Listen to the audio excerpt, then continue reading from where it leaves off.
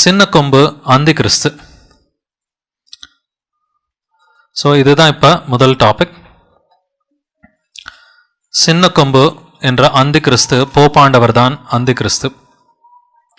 இதுக்கான வசனங்கள் தானியலில் 7வது அதிகாரத்தில் 1 to 28 வரைக்கும் இருக்குது. தானியல் 7வது அதிகாரம் 1 to 28. ஸோ இப்போ முதல் டாபிக் உள்ளார நம்ம போகலாம்.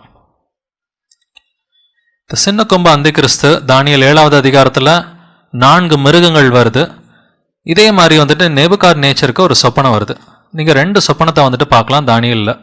ஒன்று 2வது அதிகாரத்தில் நேபுகாத்நேச்சருக்கு ராஜாவுக்கு பாபிலோன் ராஜாவுக்கு ஒரு சொப்பனம் வருது. அதில் ஒரு பெரிய சிலையை பார்க்குறோம். அந்த சிலையில் 4 உலோகங்கள் இருக்குது. தங்கம், வெள்ளி, வெண்கலம், அடுத்து வந்துட்டு இரும்பு இருக்குது. அடுத்து தானியலுக்கு ஒரு கனவு 7வது அதிகாரத்தில் வருது இல்லைங்களா? அதில் 4 மிருகங்கள் வருது. இந்த 4 மிருகங்களும் 4 ராஜ்யங்களை குறிக்கிறது தான். 4 உலோகங்களும் 4 ராஜ்யங்களை குறிக்கிறது தான். ஸோ இதுக்கு பேர் தான் ப்ரொக்ரெசிவ் ரெவலேஷன் அப்படின்னு சொல்லுவோம். ஸோ முதல்ல ஏசப்பா ஒரு தீர்க்க தரிசனத்தை கொடுப்பாரு. அதை புரிஞ்சு கொள்றதுக்கான அடிஷ்னலான விளக்கங்களை இன்னும் வந்துட்டு ஒரு 2 சாப்டர் தள்ளி அப்படி தான் வந்துட்டு ஏசப்பா கொடுப்பாரு. ஏன்னா நம்ம முதல்ல உண்மையாக இருக்கிறோமா அப்படின்றத ஏசப்பா பார்ப்பார். எப்பொழுதும் நம்ம வந்துட்டு அதை புரிஞ்சுக்கிறதுக்கு ஏசப்பாக்கிட்ட நம்ம உண்மையாக நடந்துக்கிட்டோம்னா அடுத்த தீர்க்க தரிசிகளுக்கு அடிஷ்னலாக கொடுத்துக்கிட்டே இருப்பார். ஸோ இதை புரிஞ்சுக்கிறதுக்கு நம்ம 2வது அதிகாரத்தில் சில வசனங்கள் படிக்கணும். நேபுகாத்நேச்சாருக்கு வந்த சொப்பனம் என்னது, அந்த சொப்பனத்தில் வந்த பெரிய சிலையில் வந்துட்டு என்னென்ன விஷயங்கள்லாம் இருந்துச்சுன்றதை நம்ம பார்க்கலாம். தானியல் 2வது அதிகாரம் முதல் வசனம் படிக்கலாம். நேபுகாத்நேச்சார் ராஜ்யபாரம் பண்ணும் 2ஆம் வருஷத்திலே நேபுகாத்நேச்சார் சொப்பனங்களை கண்டான். அதனாலே அவனுடைய ஆவி கலங்கி அவனுடைய நித்திரை கலைந்தது. அவன் ஒரு சொப்பனத்தை கண்டான் அப்படின்றத பார்க்குறோம். அந்த சொப்பனத்தில் வந்துட்டு ரொம்ப பயந்துட்டான் என்ன சொல்கிறான், அந்த சொப்பனத்தை யாராவது எனக்கு சொல்லணும், சொப்பனத்தையும் சொல்லணும், அதை விளக்கியும் சொல்லணும் அப்படின்றான். அவன் சொப்பனத்தை யாருக்குமே சொல்லலை. அவனோட நாட்டில் இருக்கிற எல்லா ஞானிகளையும் வந்துட்டு கூப்பிடுறான். எல்லா ஞானிகளையும் கூப்பிட்டு நீ சொப்பனத்தையும் சொல்லணும், அதை விளக்கியும் சொல்லணும், சொல்லலைனாக்கா உங்களெல்லாம் கொலை பண்ணிடுவேன்றான். அப்படி கொலை பண்ணுறதுக்கு ஆணையும் கொடுத்துட்டாங்க. கொடுத்தப்போ தான் தானியல் சொல்கிறாரு, வேண்டாம்ப்பா, நான் என்னோட தேவன்கிட்ட ஜெபிக்கிறேன் அப்படின்னு சொல்லிட்டு அன்றைக்கி அவர்கிட்ட தேவன்கிட்ட ஜெபிச்சு கருத்துட்டு அவர் வந்துட்டு அந்த வெளிப்பாடை வாங்கிக்கிறாரு. வெளிப்பாடை வாங்கிட்டு அவர் எக்ஸ்பிளைன் பண்ண போகிறாரு. கனவையும் சொல்கிறாரு, கனவோட விளக்கத்தையும் வந்துட்டு சொல்கிறாரு. இப்போ தானியல் என்ன சொல்கிறாருன்றதை நம்ம பார்க்கலாம். தானியலில் 2வது அதிகாரம் வசனங்கள் 31, 32, 33 இந்த வசனங்கள் படிக்கலாம். ராஜாவே, நீர் ஒரு பெரிய சிலையை கண்டீர். அந்த பெரிய சிலை மிகுந்த பிரகாசமுள்ளதாய் இருந்தது. அது உமக்கு எதிரே நின்றது. அதன் ரூபம் பயங்கரமாயிருந்தது. அந்த சிலையின் தலை பசும் பொன்னும், அதன் மார்பும் அதன் புயங்களும் வெள்ளியும், அதன் வயிறும் அதன் தொடையும் வெண்கலமும், அதன் கால்கள் இரும்பும், அதன் பாதங்கள் பாதி இரும்பும் பாதி களிமண்ணுமாயிருந்தது. ஒரு பெரிய சிலையை கண்டீர் அப்படின்னு சொல்லி தானியல் பாபிலோன் ராஜா நேபுகாத்நேச்சார்ட்ட சொல்றாரு. அந்த பெரிய சிலையில என்னென்னலாம் இருந்துச்சான்.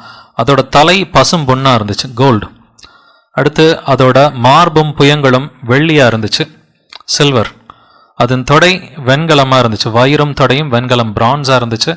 அடுத்து அதன் கால்கள் இரும்பு, அதன் பாதங்கள் பாதி இரும்பும் பாதி களிமண்ணுமா இருந்தது அப்படின்னு சொல்லி 4 டைப் ஆஃப் மெட்டல்ஸ், 4 உலோகங்களை பற்றி நம்ம பார்க்குறோம்.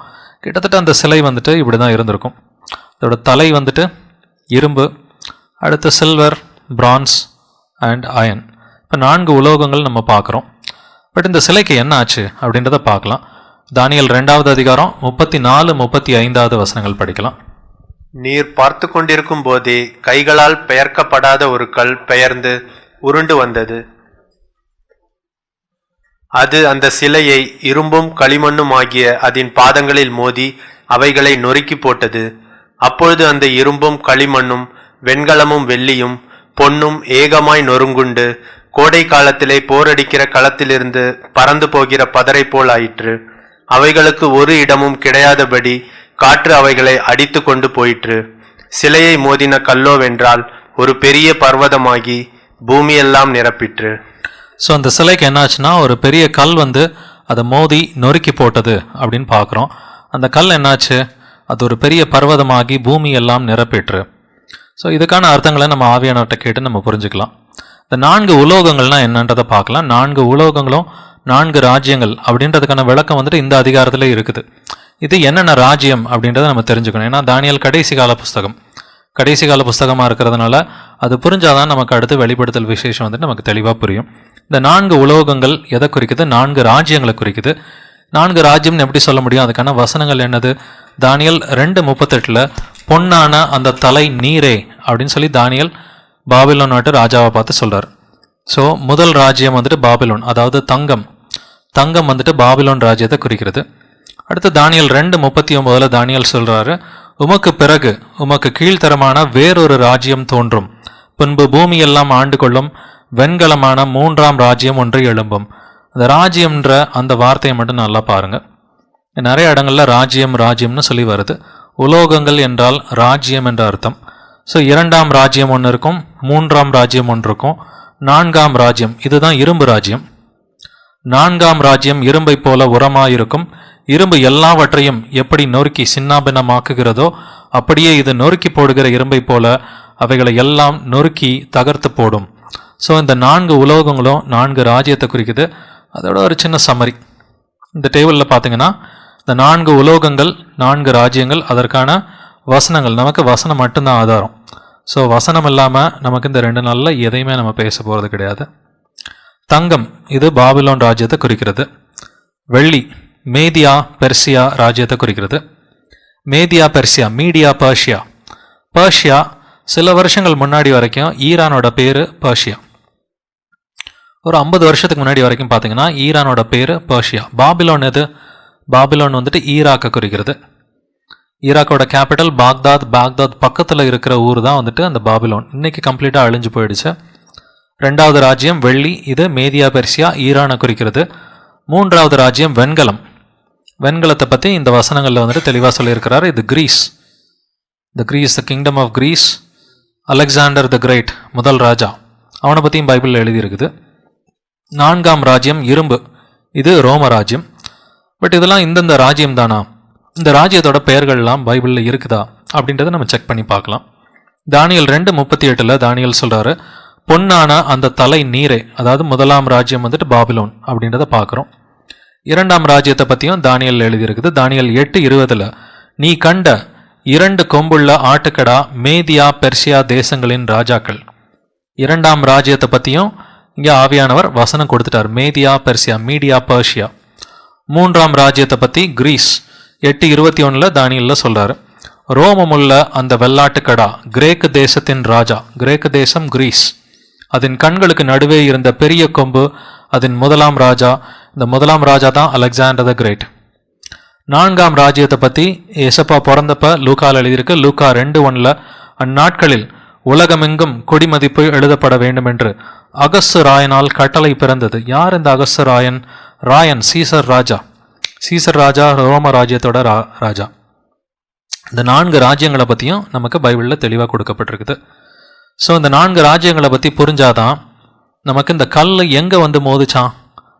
கைகளால் பெயர்க்கப்படாத கல், அது வந்துட்டு கீழே பாதங்களில் தான் மோதிச்சு. அதாவது ரோம ராஜ்யத்தில் தான் மோதிச்சு. ஏசப்பா பிறந்தப்ப ரோம ராஜ்யம் இருக்கிறப்ப தான் ஏசப்பா பிறந்தார். அது கடைசி வரைக்கும் இருக்கும். முதலாம் வருகை முதல் கொண்டு 2ஆம் வருகை வரைக்கும் கடைசி வரைக்கும் ரோம ராஜ்யம் ஏதோ ஒரு வடிவத்தில் ஏதோ ஒரு ஃபார்மில் வந்துட்டு கண்டிப்பாக ரோம ராஜ்யம் இருக்கும். இப்போ இந்த 4 உலோகங்கள் என்னன்றதை பார்த்துட்டோம். அடுத்து தானியல் சொப்பனத்துக்கு நம்ம போகலாம். தானியல் சொப்பனத்துக்கு போகலாம். ஏற்கனவே நம்ம இன்ட்ரடக்ஷனில் பார்த்தோம்.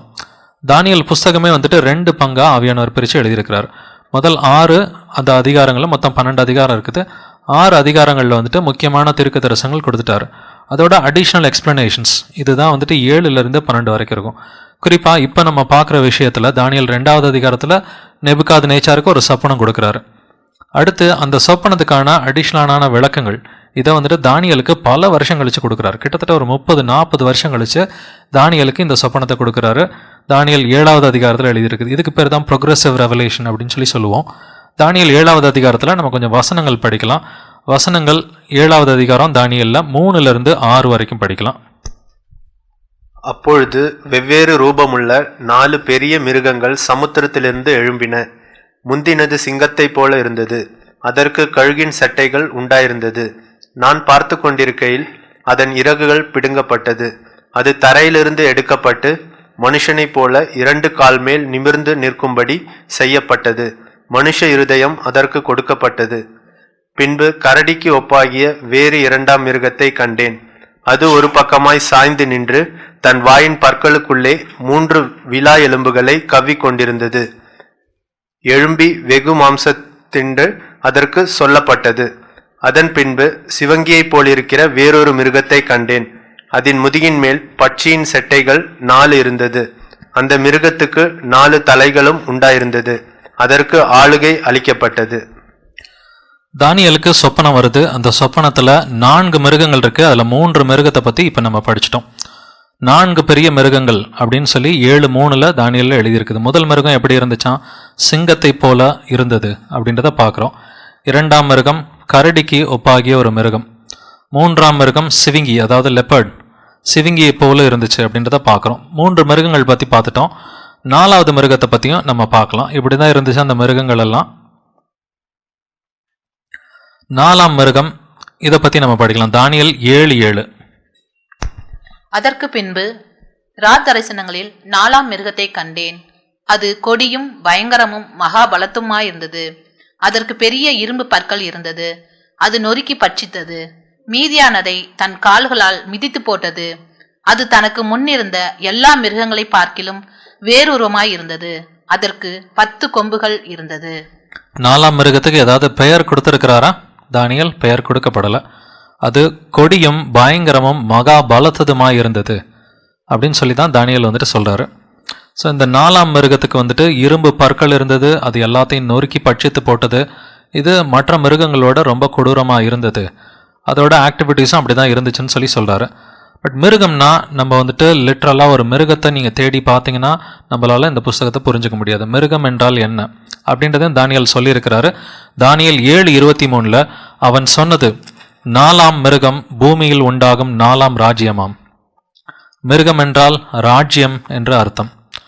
நம்ம தானியலை புரிஞ்சுக்கணும்னா இப்படிப்பட்ட சங்கீத மொழியில தான் symbolic language, sign language, symbolic லாங்குவேஜில் தான் தானியல் வந்து எழுதப்பட்டிருக்குது.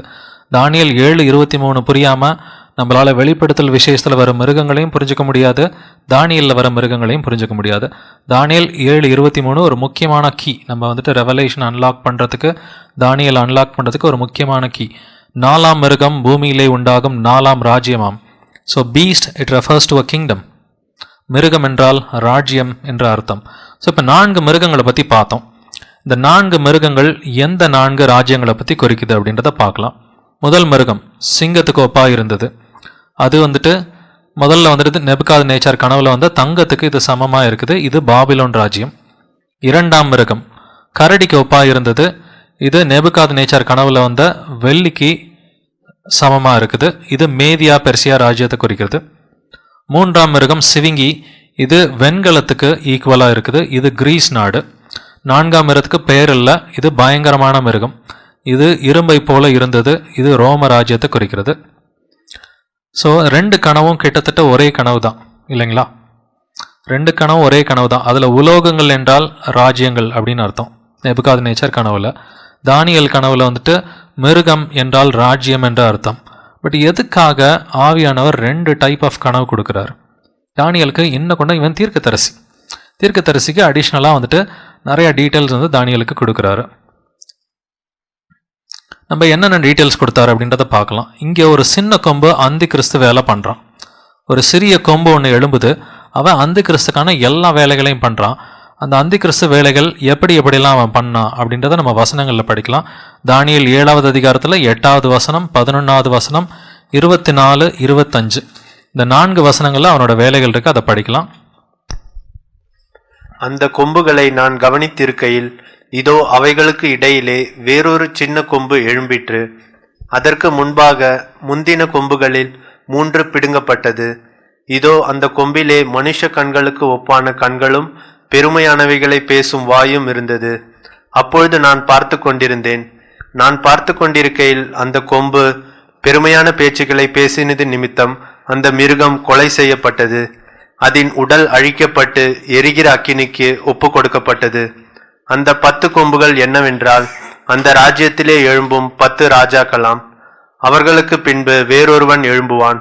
அவன் முந்தினவர்களை பார்க்கிலும் வேறாயிருந்து 3 ராஜாக்களை தாழ்த்தி போட்டு உன்னதமானவருக்கு விரோதமாக வார்த்தைகளை பேசி உன்னதமானவருடைய பரிசுத்தவான்களை ஒடுக்கி காலங்களையும் பிரமாணங்களையும் மாற்ற நினைப்பான். அவர்கள் ஒரு காலமும் காலங்களும் அரை காலமும் செல்லும் மட்டும் அவன் கையில் ஒப்பு கொடுக்கப்படுவார்கள்.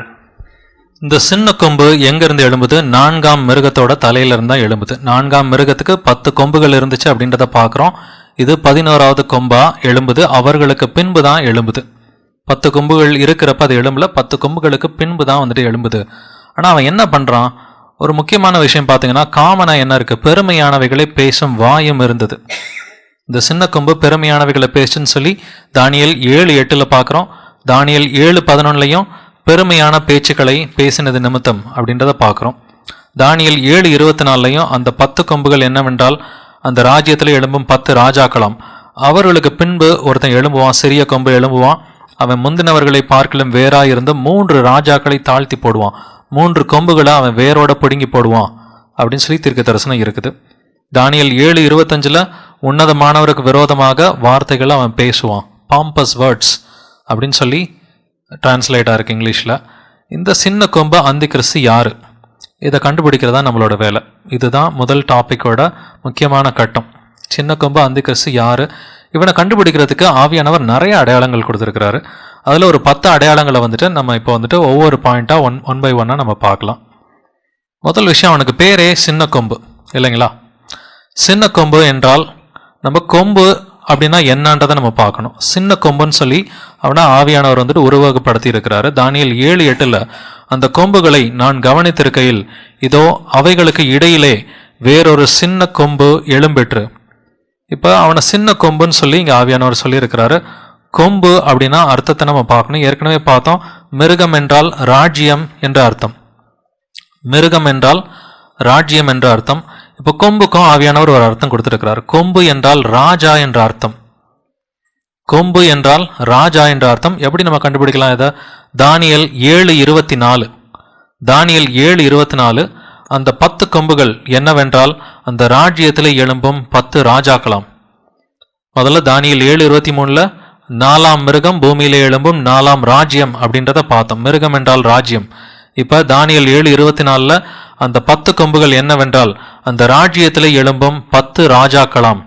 கொம்பு என்றால் ராஜா என்ற அர்த்தம். தானியேல் 8:21 அதன் கண்களுக்கு நடுவே இருந்த பெரிய கொம்பு அதன் முதலாம் ராஜா.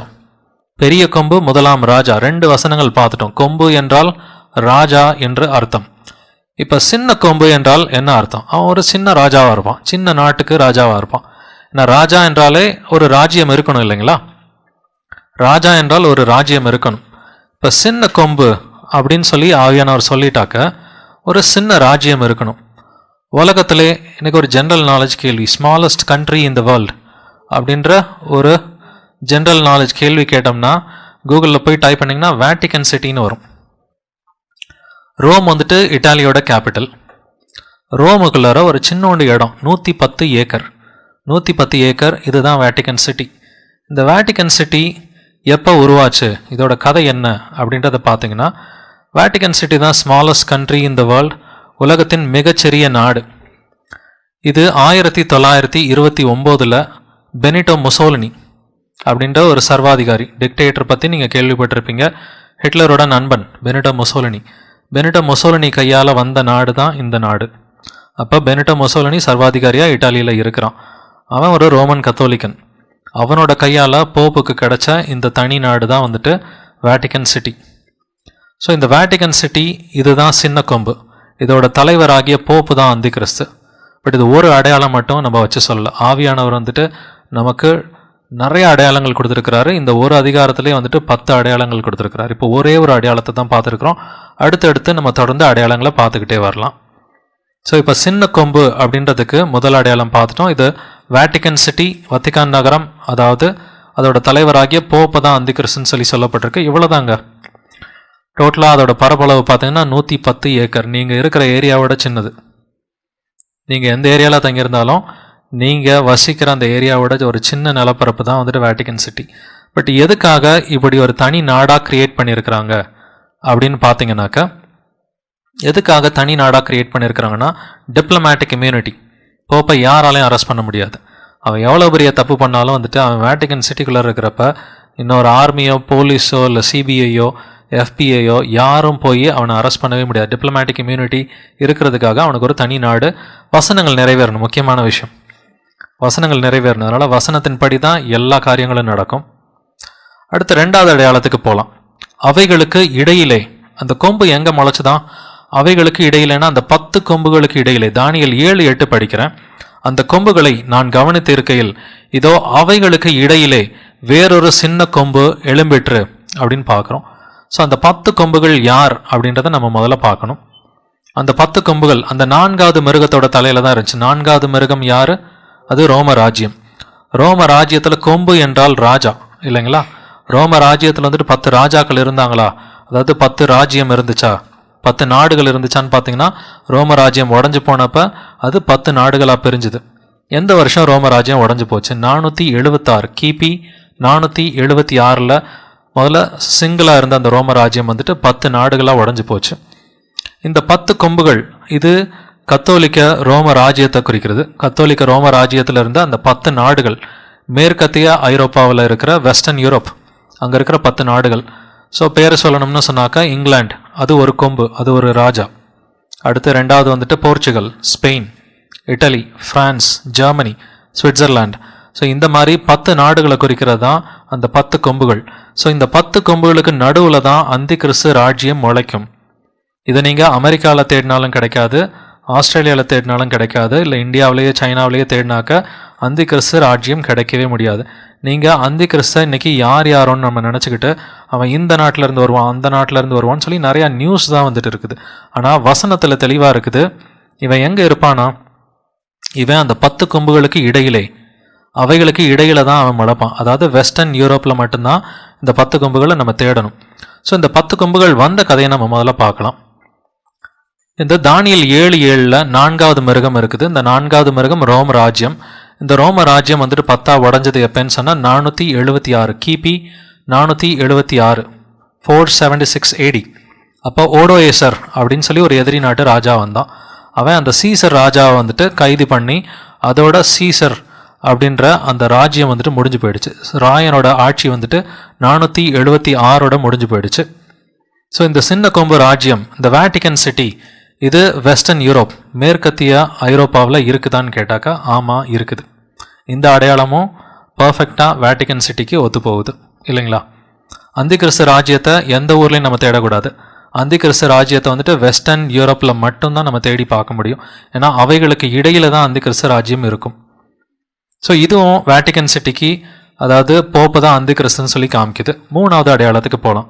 அவர்களுக்கு பின்பு அப்படின்ற ஒரு அடையாளத்தை ஆவியானவர் கொடுத்திருக்கிறார்.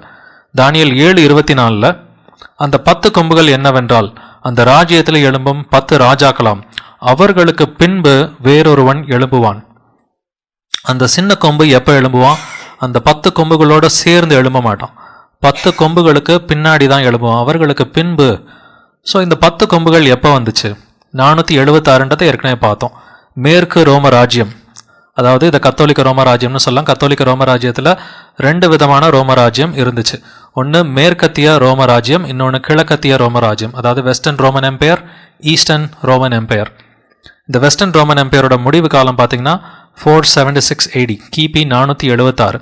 அப்போ ஓடோயேசர் அப்படின்ற ஒரு எதிரி நாட்டு ராஜா வந்துட்டு கடைசி சீசர், கடைசி ராயன் ரோமுலஸ் அகஸ்டுலஸ், இந்த ராயனை வந்துட்டு கைது செஞ்சு அதோட ராயன் பட்டம் முடிவுக்கு வந்துருச்சு.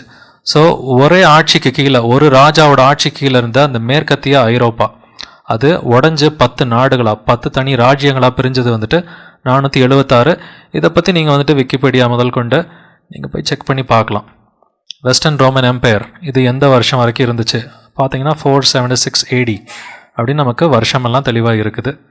இந்த ஓடோயேசர் ராஜா யார்? ரோமுலஸ் அகஸ்டுலஸ், லாஸ்ட் சீசர், கடைசி சீசர் இவர். அடுத்து இவர் எந்த ஊர்லேருந்து வந்தவர்? ஓடோயேசர். நம்ம எப்படி தமிழ்நாட்டில் வந்துட்டு சேரன், சோழன், செங்குட்டுவன் அப்படின்னு சொல்லி நிறையா வந்துட்டு கோத்திரங்களை பற்றி, ட்ரைப்ஸ் பற்றி நம்ம பேசுகிறோமோ, அதே மாதிரி ஐரோப்பாவில் நிறையா ட்ரைப்ஸ் இருக்குது. காத்ஸ் அப்படின்றது one of the major tribes. இந்த காத்ஸ்லேருந்து நிறையா விசிகாத்ஸ், ஆஸ்ட்ரோகாத்ஸ் அப்படின்ற நிறையா குட்டி குட்டி ட்ரைப்ஸ் இருந்திருக்கு. அதில் ஹெருலை அப்படின்னு ஒரு பிரான்ச் இருக்குது. இந்த ஹெருலைன்ற ட்ரைப்லேருந்து வந்தவர் தான் இந்த ஓடோயேசர்ன்ற ராஜா. இவரால் தான் ரோம ராஜ்யத்துக்கு ஒரு முடிவு வந்துச்சு, மேற்கத்திய ரோம ராஜ்யத்துக்கு முடிவு வந்துச்சு. அவர் 476 பிடிச்சு இனிமேட்டு சீசர்ன்ற கான்செப்ட் எல்லாம் கிடையாதுப்பா, I am the king of Italy, நான் வந்துட்டு இட்டாலியோட ராஜா அப்படின்னு சொல்லி அந்த பேரை மாற்றிட்டார். சீசர் கான்செப்ட் போய் அதுக்கப்புறம் ஒரு ராஜ்யமாக இருந்தது, 10 ராஜ்யங்களாக பிரிஞ்சது 476. இப்போ நம்ம பார்க்க வேண்டியது என்னன்னா, ஆவியானவர் சொல்லியிருக்கிறாரு அவர்களுக்கு பின்பு தான் இவன் எழும்புவான். போப்பு எந்த வருஷம் எழும்புனான் அப்படின்னு பார்த்தீங்கன்னா அவனுக்கு அதிகாரம் கிடைச்சது 538, கிபி 538. யார் மூலியமாக கிடைச்சது? நம்ம பார்த்த 476 மேற்கத்திய ரோமராஜ்யம் அந்த கதை முடிஞ்சு விட்டது. அடுத்து கிழக்கத்திய ரோமராஜ்யம்னு ஒன்று இருந்துச்சு. அதோட தலைவன் பேரரசர் ஜஸ்டீனியன் அப்படின்னு சொல்லி ஒரு எம்பரர் இருந்தான், எம்பரர் ஜஸ்டீனியன். அவனால் ஒரு அரசாணை பிறக்கப்பட்டது. அந்த அரசாணையில் வந்துட்டு அவன் என்ன சொன்னான், போப்பாண்டவர் தான் எல்லா சபைகளோட தலைவர், போப்பாண்டவர் தான் எல்லா கிறிஸ்தவர்களோட தலைவர் அப்படின்ற ஒரு அரசாணையை போட்டான். அது வரைக்கும் 5 பிஷப்புகள் இருந்தாங்க. கிறிஸ்தவர்கள் என்னைக்கு அங்கீகாரம் பெற்றார்கள் அப்படின்றத நம்ம வந்துட்டு ஒரு கிறிஸ்தவனாக இருக்கிற முறையில் நம்ம வந்து அறிஞ்சு வச்சுக்கணும். ஸோ ஆதியில் வந்துட்டு ஆண்டவர் இயேசு 2000 வருஷத்துக்கு முன்னாடி நம்மளோட பாவங்களுக்காக மரித்து அடக்கம் பண்ணப்பட்டு உயிர்த்தார். இது எந்த வருஷம்? 30 AD. 30 ADயில் தான் அவர் வந்துட்டு நம்மளோட பாவங்களுக்காக மரித்து அடக்கம் பண்ணப்பட்டு உயிர்த்தார். அவர் உயிர்த்ததுக்கப்புறம் பரிசுத்த ஆவியானவர் வந்தார். ஆனால் சபை கொல்லப்பட்டுக்கிட்டு தான் இருந்துச்சு. ராஜாக்கள், சீசர்கள், ராயன் வந்துட்டு என்ன பண்ணா, எந்த ஊருக்கு போனாலும் கிறிஸ்தவர்களை கொலை பண்ணிக்கிட்டு தான் இருந்தான். இது எத்தனை வருஷம் நீடிச்சு? 313 வரைக்கும் இது நீடிச்சுது. அந்த பேகன் ரோம ராஜ்யம், பாகால வணங்குற அந்த சூரிய கடவுளை வணங்குற அந்த பேகன் ரோம்னு சொல்கிற அந்த பேகன் ரோமன் எம்பையர், அந்த ராஜாக்கள் இருக்கிற வரைக்கும் கிறிஸ்தவர்களை கொலை பண்ணிக்கிட்டு தான் இருந்தாங்க. இது என்னைக்கு வந்துட்டு முடிவுக்கு வந்துச்சு? 313. கான்ஸ்டன்டைன் ராஜாவை பற்றி நீங்கள் கேள்விப்பட்டிருப்பீங்க. Constantine the great. அவர் முதல்ல கிறிஸ்தவனாக கன்வெர்ட் ஆகி அதுக்கப்புறம் ஈடிக்ட் ஆஃப் டாலரேஷன், அதாவது ஈடிக்ட் ஆஃப் மெலான் இல்லை ஈடிக்ட் ஆஃப் டாலரேஷன் ஒரு அரசாணை போட்டார். அது 313 போட்டார். 313 போட்டு இனிமேட்டு கிறிஸ்தவர்களை நம்ம கொல்லக்கூடாது அப்படின்ற ஒரு அரசாணை போட்டார். அது வரைக்கும் கிறிஸ்தவர்கள் என்றால் கொல்லப்பட்டுக்கிட்டு தான் இருந்தாங்க. ஸோ 313க்கு அப்புறம் ஒரு முக்கியமான நிகழ்வு வந்துட்டு 476. 476 மேற்கத்திய ரோம ராஜ்யம் வந்து தரைமட்டமாச்சு. அதுக்கடுத்து 538. 538 பேரரசர் ஜஸ்டினியன், இவன் எங்கே இருக்கிறான்? கான்ஸ்டன்டினோப்பிளில் இருக்கிறான். இவன் ரோமில் கிடையாது. நல்லா நம்ம தெரிஞ்சு வச்சுக்கணும். 2 ரோம ராஜ்யம் இருக்குது. வெஸ்டர்ன் ரோமன் எம்பையர், அதோட தலைநகரம் ரோம். ஈஸ்டர்ன் ரோமன் எம்பையர், கிழக்கத்திய ரோம ராஜ்யம், இதோட தலைநகர் வந்துட்டு கான்ஸ்டன்டினோப்பிள். கான்ஸ்டன்டினோப்பிள் இன்னைக்கு எங்கே இருக்குது? இன்னைக்கு டர்க்கியோட தலைநகரம் இஸ்தான்புல். டர்க்கியோட தலைநகரம் இஸ்தான்புல். இதுதான் பழைய காலத்தில் கான்ஸ்டன்டினோப்பிள் அப்படின்ற பேரில் இருந்துச்சு. ஸோ இந்த நாட்டில் இருந்த ஒரு கத்தோலிக்க ராஜா பேரரசர் ஜஸ்டீனியன், இவன் வந்துட்டு எல்லா பிஷப்புக்களை விட வந்துட்டு ரோமில் இருக்கிற அந்த பிஷப் ஆஃப் ரோம், அவன் தான் வந்துட்டு பெரியவன் அப்படின்னு சொல்லி ஒரு அரசாணை போட்டான். இதை இன்னொரு ராஜாவும் கன்ஃபார்ம் பண்ணியிருக்கிறான். 607, கிபி 607 ரோம பேரரசர் ஃபோக்கஸ்ன்ற ஒரு ராஜா இருந்தான். அவன் வந்து இதை திரும்ப வந்துட்டு கன்ஃபார்ம் பண்ணியிருக்கான். என்ன கன்ஃபார்ம் பண்ணியிருக்கான்? கிறிஸ்தவர்கள் மற்றும் ரோம் அனைத்து கிறிஸ்தவர்கள் மற்றும் சபைகளுக்கு தலைமையிடம், ஹெட் ஆஃபீஸ் அப்படின்றத இவனும் கன்ஃபார்ம் பண்ணியிருக்கான். 2 ராஜாக்கள் வந்துட்டு கன்ஃபார்ம் பண்ணியிருக்காங்க. 538 பேரரசர் ஜஸ்டீனியன், அடுத்து 607 ஃபோக்கஸ். ஸோ போப்பு 538 வந்திருக்கிறான். 538 545 சொல்லி சொல்கிறாங்க. நம்ம ஸ்டார்டிங் பாயிண்ட் 538 எடுத்துக்கலாம். அப்போ இந்த தீர்க்க தரிசனம் நிறைவேறியிருக்கா போப்புக்கிட்ட? அவர்களுக்கு பின்பு அந்த கொம்பு முளைச்சுதான்னு பார்த்தா ஆமாம், இந்த தீர்க்க தரிசனமும் நமக்கு வரலாறுல நிறைவேறிருக்கு. யார்கிட்ட நிறைவேறிருக்கு? வேட்டிக்கன் சிட்டி, இங்கிலீஷில் பேப்பசின்னு சொல்கிறோம். இன்றைக்கி அதோட பேர் வேட்டிக்கன் சிட்டின்னு சொல்லி கடந்த ஒரு 100 வருஷமாக வந்துட்டு மாற்றி வச்சுருக்கிறாங்க. பட் அது பேப்பசி இல்லைன்னா போப்பாண்டவருடைய ஆட்சி. போப்பாண்டவருடைய ஆட்சி தான் வந்துட்டு அந்தி கிறிஸ்து ஒரு தனி நபர் கிடையாது. அதை நம்ம புரிஞ்சுக்கணும். அந்தி கிறிஸ்துக்கு ஒரு ராஜ்யம் இருக்கும், ஒரு ஆட்சி இருக்கும். அந்த ஆட்சிக்கு கீழே தான் வந்துட்டு அங்கே தலைவர்கள் மாறிக்கிட்டே இருக்கலாம். ஒரு போப் போனால் இன்னொரு போப் வருவாங்க. எல்லா போப்புகளும் அந்தி கிறிஸ்துகள் தான். ஸோ இந்த அடையாளமும் நமக்கு பர்ஃபெக்டாக வேட்டிக்கன் சிட்டிக்கு அதோட தலைவராகிய போப்புக்கு பொருந்தது. 4வது அடையாளத்துக்கு போகலாம். முந்தின கொம்புகளில் 3 பிடுங்கப்பட்டது அப்படின்றத பார்க்குறோம். முந்தின கொம்புகள், கொம்பு என்றால் ராஜா என்ற அர்த்தம். தானியேல் 7:24. தானியேல் 7:24 படி கொம்பு என்றால் ராஜா என்று அர்த்தம். இந்த வசனத்தை நம்ம படிக்கலாம். தானியேல் 7வது அதிகாரம் 8வது வசனமும் 24வது வசனமும் படிக்கலாம். அந்த கொம்புகளை நான் கவனித்திருக்கையில் இதோ அவைகளுக்கு இடையிலே வேறொரு சின்ன கொம்பு எழும்பிற்று. அதற்கு முன்பாக முந்தின கொம்புகளில் 3 பிடுங்கப்பட்டது. அவன் முந்தினவர்களை பார்க்கிலும் வேறாயிருந்து 3 ராஜாக்களை தாழ்த்தி போட்டு, ஸோ அவன் 3 ராஜாக்களை தாழ்த்தி போடுவான்னு சொல்லி 24வது வசனம் சொல்லுது. 8வது வசனத்துல அதற்கு முன்பாக முந்தின கொம்புகளில் 3 பிடுங்கப்பட்டது. 3 கொம்பு என்றால் 3 ராஜா, 3 ராஜா என்றால் 3 ராஜ்யம். அந்த 10 ராஜ்யத்தில் அவன் 3 ராஜ்யத்தை தாழ்த்தி போடுவான் அப்படின்னு சொல்லி வசனத்தில் தெளிவாக இருக்குது. அந்த ராஜ்யங்கள் என்னென்ன ராஜ்யங்கள் அப்படின்றத நம்ம பார்க்கலாம். முதல் விஷயம், போப்புக்கு தனியாக வந்துட்டு ஒரு பெரிய ஆர்மி, பெரிய படை அதெல்லாம் வந்துட்டு கிடையாது. அவன் எப்பொழுதுமே ஒரு நாட்டை போய் அட்டாக் பண்ணணும், இல்லை ஒரு குரூப்பை போய் கொலை பண்ணணும்னு சொன்னாக்கா அந்த ராஜா கிட்ட தான் சொல்லுவான். ஸோ இது வந்து சர்ச் அண்ட் ஸ்டேட். ராஜாவும் எப்பொழுதும் போப்பும் வந்துட்டு ஒன்றா வந்துட்டு கை கோத்துக்கிட்டு தான் வந்துட்டு இருந்தாங்க. ஸோ அவனுக்கு யாரையாவது பிடிக்கலன்னா அந்த ராஜா கிட்ட சொல்லி நீ போய் கொலை பண்ணிட்டு வந்திருப்பா அப்படின்னு சொல்லுவான். அப்படி அவனுக்கு ஆரம்பத்தில் கிடைச்ச ராஜா தான் அந்த பேரரசு ஜஸ்டினியன். ஸோ இவனை பற்றி நம்ம ஏற்கனவே பார்த்துருக்குறோம். ஜஸ்டினியனால தான் வந்துட்டு போப்புக்கு ராஜ்யம் முதல்ல கிடைச்சிது. இவன் தான் கிறிஸ்தவர்களோட தலைவர் அப்படின்னு சொல்லி. ஸோ போப்பை எதிர்த்த ஒரு 3 ராஜ்யங்கள் இருக்குது. அந்த ராஜ்யங்களோட பெயர் என்னது? ஒன்று ஹெருலை, அடுத்து 2வது ஆஸ்ட்ரகாத்ஸ், இது இன்னொரு ட்ரைப், 3வது வந்துட்டு வேண்டல்ஸ். இந்த 3 ராஜ்யத்தை வந்துட்டு இந்த ராஜாவை வச்சு அவன் தூக்கி எறிஞ்சான். இதுக்கான வரலாற்று நிறைவேறுதல் இருக்குது. நீங்கள் காத்திக் வார்னு ஒன்று இருக்குது, 535 கிபி 554 வரைக்கும் நடந்துச்சு. இந்த காத்திக் வாரில் அவன் வந்துட்டு ஒன் ஆஃப் த ட்ரைப்ஸை தூக்கி எறிஞ்சான். அடுத்து வேண்டலிக் வார்னு ஒன்று நடந்துச்சு, இதில் வேண்டல்ஸ் வந்துட்டு தூக்கி எறிஞ்சான். எம்பரர் ஜஸ்டினியன் என்னென்ன பண்ணினான்றதை நீங்கள் விக்கிபீடியாவில் போய் நீங்கள் செக் பண்ணி பார்க்கலாம். ஜஸ்டினியன் இவங்களுக்கு உதவி செஞ்சான் இல்லைங்களா? உதவி செஞ்சால் என்ன பண்ணுவாங்க? நார்மலாக செயின்ட்னு பட்டம் கொடுத்துருவாங்க. செயின்ட் ஜஸ்டினியன் அப்படின்னு கொடுத்துருவாங்க. ஜஸ்டினியன் த கிரேட் அப்படின்ற மாதிரி யாரெல்லாம் அந்த போப்புகளுக்கு உதவி பண்ணுறாங்களோ அவங்களெல்லாம் செயின்ட் ஆக்கிடுவாங்க. அவங்களோட வாழ்க்கையை பார்த்தீங்கன்னாக்க அவங்களுக்கும் அந்த புனித தூக்கத்துக்கும் ஒரு சம்மந்தமே இருக்காது. பட் இருந்தாலும் யாரெல்லாம் வந்துட்டு கத்தோலிக்க சபைக்கு உதவி செய்கிறாங்களோ அவங்களுக்கு இந்த புனிதர் பட்டம்ன்றதை கொடுத்துருவாங்க. ஆனால் வசனத்தில் என்ன எழுதியிருக்கிற? இயேசுவை விசுவசிக்கிற ஒவ்வொருவரும் பரிசுத்தவான் தான்.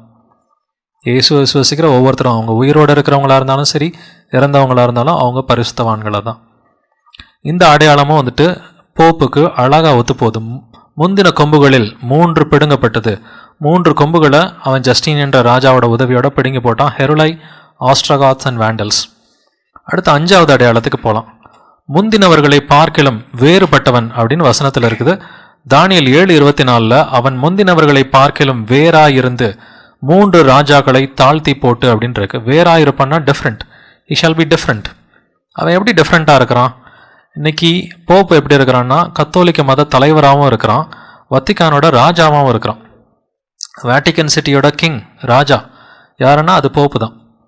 ஸோ இன்னைக்கு சர்ச் அண்ட் ஸ்டேட் காம்பினேஷன், சபை மற்றும் நாடு அப்படின்ற அந்த கலவையில் வந்துட்டு போப்பு இருக்கிறான். ஒரு நேரம் வந்துட்டு அவன் கிறிஸ்தவர்களோட தலைவர் மாதிரி பேசுவான், இன்னொரு நேரம் பார்த்தீங்கன்னா நான் தான் வந்துட்டு வேட்டிக்கனோட ராஜா மாதிரி பேசுவான். அவனுக்கு எப்பப்போ எப்படி பேசணும்னு தோணுதோ அப்படி வந்துட்டு பேசுவான். So it's a religio political system. மற்ற ராஜாக்களை பாருங்கள், மீதி 10 கொம்புகளை பார்த்தீங்கன்னா அவங்க ஒன்லி பாலிடிக்ஸ் மட்டும்தான். 10 கொம்புகள், அந்த 10 ராஜாக்களுக்கு பாலிடிக்ஸ் மட்டும்தான். ஆனால் இந்த 11வது கொம்பு, சின்ன கொம்புக்கு வந்துட்டு பாலிடிக்ஸ் மட்டும் இல்லை, ரிலீஜியனும் இருக்குது. So it's a religio political system. இன்னொரு விஷயம் அவன் பண்ணுவான், மற்றவர்களோட வேறா என்ன பண்ணுவான்னாக்க, நம்ம 1 தீமோத்தி 4வது அதிகாரத்தில் முதல் 3 வசனங்கள் படிக்கலாம். ஆகிலும் ஆவியானவர் வெளிப்படையாய் சொல்லுகிறபடி பிற்காலங்களிலே மனசாட்சியில் சூடுண்ட பொய்யருடைய மாயத்தினாலே சிலர் வஞ்சிக்கிற ஆவிக்கும் பிசாசுகளின் உபதேசங்களுக்கும் செவி கொடுத்து விசுவாசத்தை விட்டு விலகி போவார்கள். விவாகம் பண்ணாதிருக்கவும் விசுவாசிகளும் சத்தியத்தை அறிந்தவர்களும் சோஸ்திரத்தோடே அனுபவிக்கும்படி தேவன் படைத்த போஜன பதார்த்தங்களை விளக்கவும் வேண்டுமென்று அந்த பொய்யர் கட்டளையிடுவார்கள். ஆவியானவர் இந்த வசனத்தை அண்டர்லைன் பண்ணணும்னு சொல்கிறார். ஏன்னா பைபிளில் வந்துட்டு நிறையா வசனங்கள் இப்படி ஸ்டார்ட்டே ஆகாது. ஆகிலும் ஆவியானவர் வெளிப்படையாய் சொல்லுகிறபடி அண்டர்லைன் பண்ணுன்னு சொல்லி ஆவியானவர் ஸ்ட்ரெஸ் பண்ணுறார். பிற்காலங்களிலே, கடைசி காலங்களில் இது நடக்கும்னு சொல்லிட்டார். என்ன பண்ணுவாங்களாம்? வஞ்சிக்கிற ஆவிகளுக்கும் பிசாசுகளின் உபதேசங்களுக்கும் அவங்க செவி கொடுத்து என்ன பண்ணுவாங்களா? 2 காரியம் பண்ணுவாங்க. ஒன்று, விவாகத்தை தடை பண்ணுவாங்க, கல்யாணத்தை தடை பண்ணுவாங்க. 2வது, போஜன பதார்த்தங்களை தடை பண்ணுவாங்க. இன்றைக்கி இந்த 2 காரியத்தை தடை பண்ணுற ஒரே ஒரு சபை அப்படின்னு பார்த்தீங்கன்னா அது கத்தோலிக்க சபை. அவங்கெல்லாம் வந்துட்டு கத்தோலிக்க சபையில் பாதிரியார் ஆகணும், அவங்க ஃபாதர்ஸ் சிஸ்டர்ஸ்ன்னு சொல்கிறாங்க. அப்படி ஆகணும்னா நம்பர் 1 கல்யாணம் பண்ணக்கூடாது. இது என்னப்பா தவறா அப்படின்னு சொல்லி கேட்டால், நான் வந்துட்டு அப்போஸ்தலன் பவுல் மாதிரி எனக்கு திருமணம் வேண்டாம், நான் இயேசுவுக்காக என்னோட வாழ்க்கையை அர்ப்பணிக்க போகிறேன்னு சொல்லி என்னோட வாழ்க்கையை சொந்த முடிவு எடுத்தேன்னு சொன்னாக்கா இது இயேசுக்கு உகந்த ஒரு செயல்.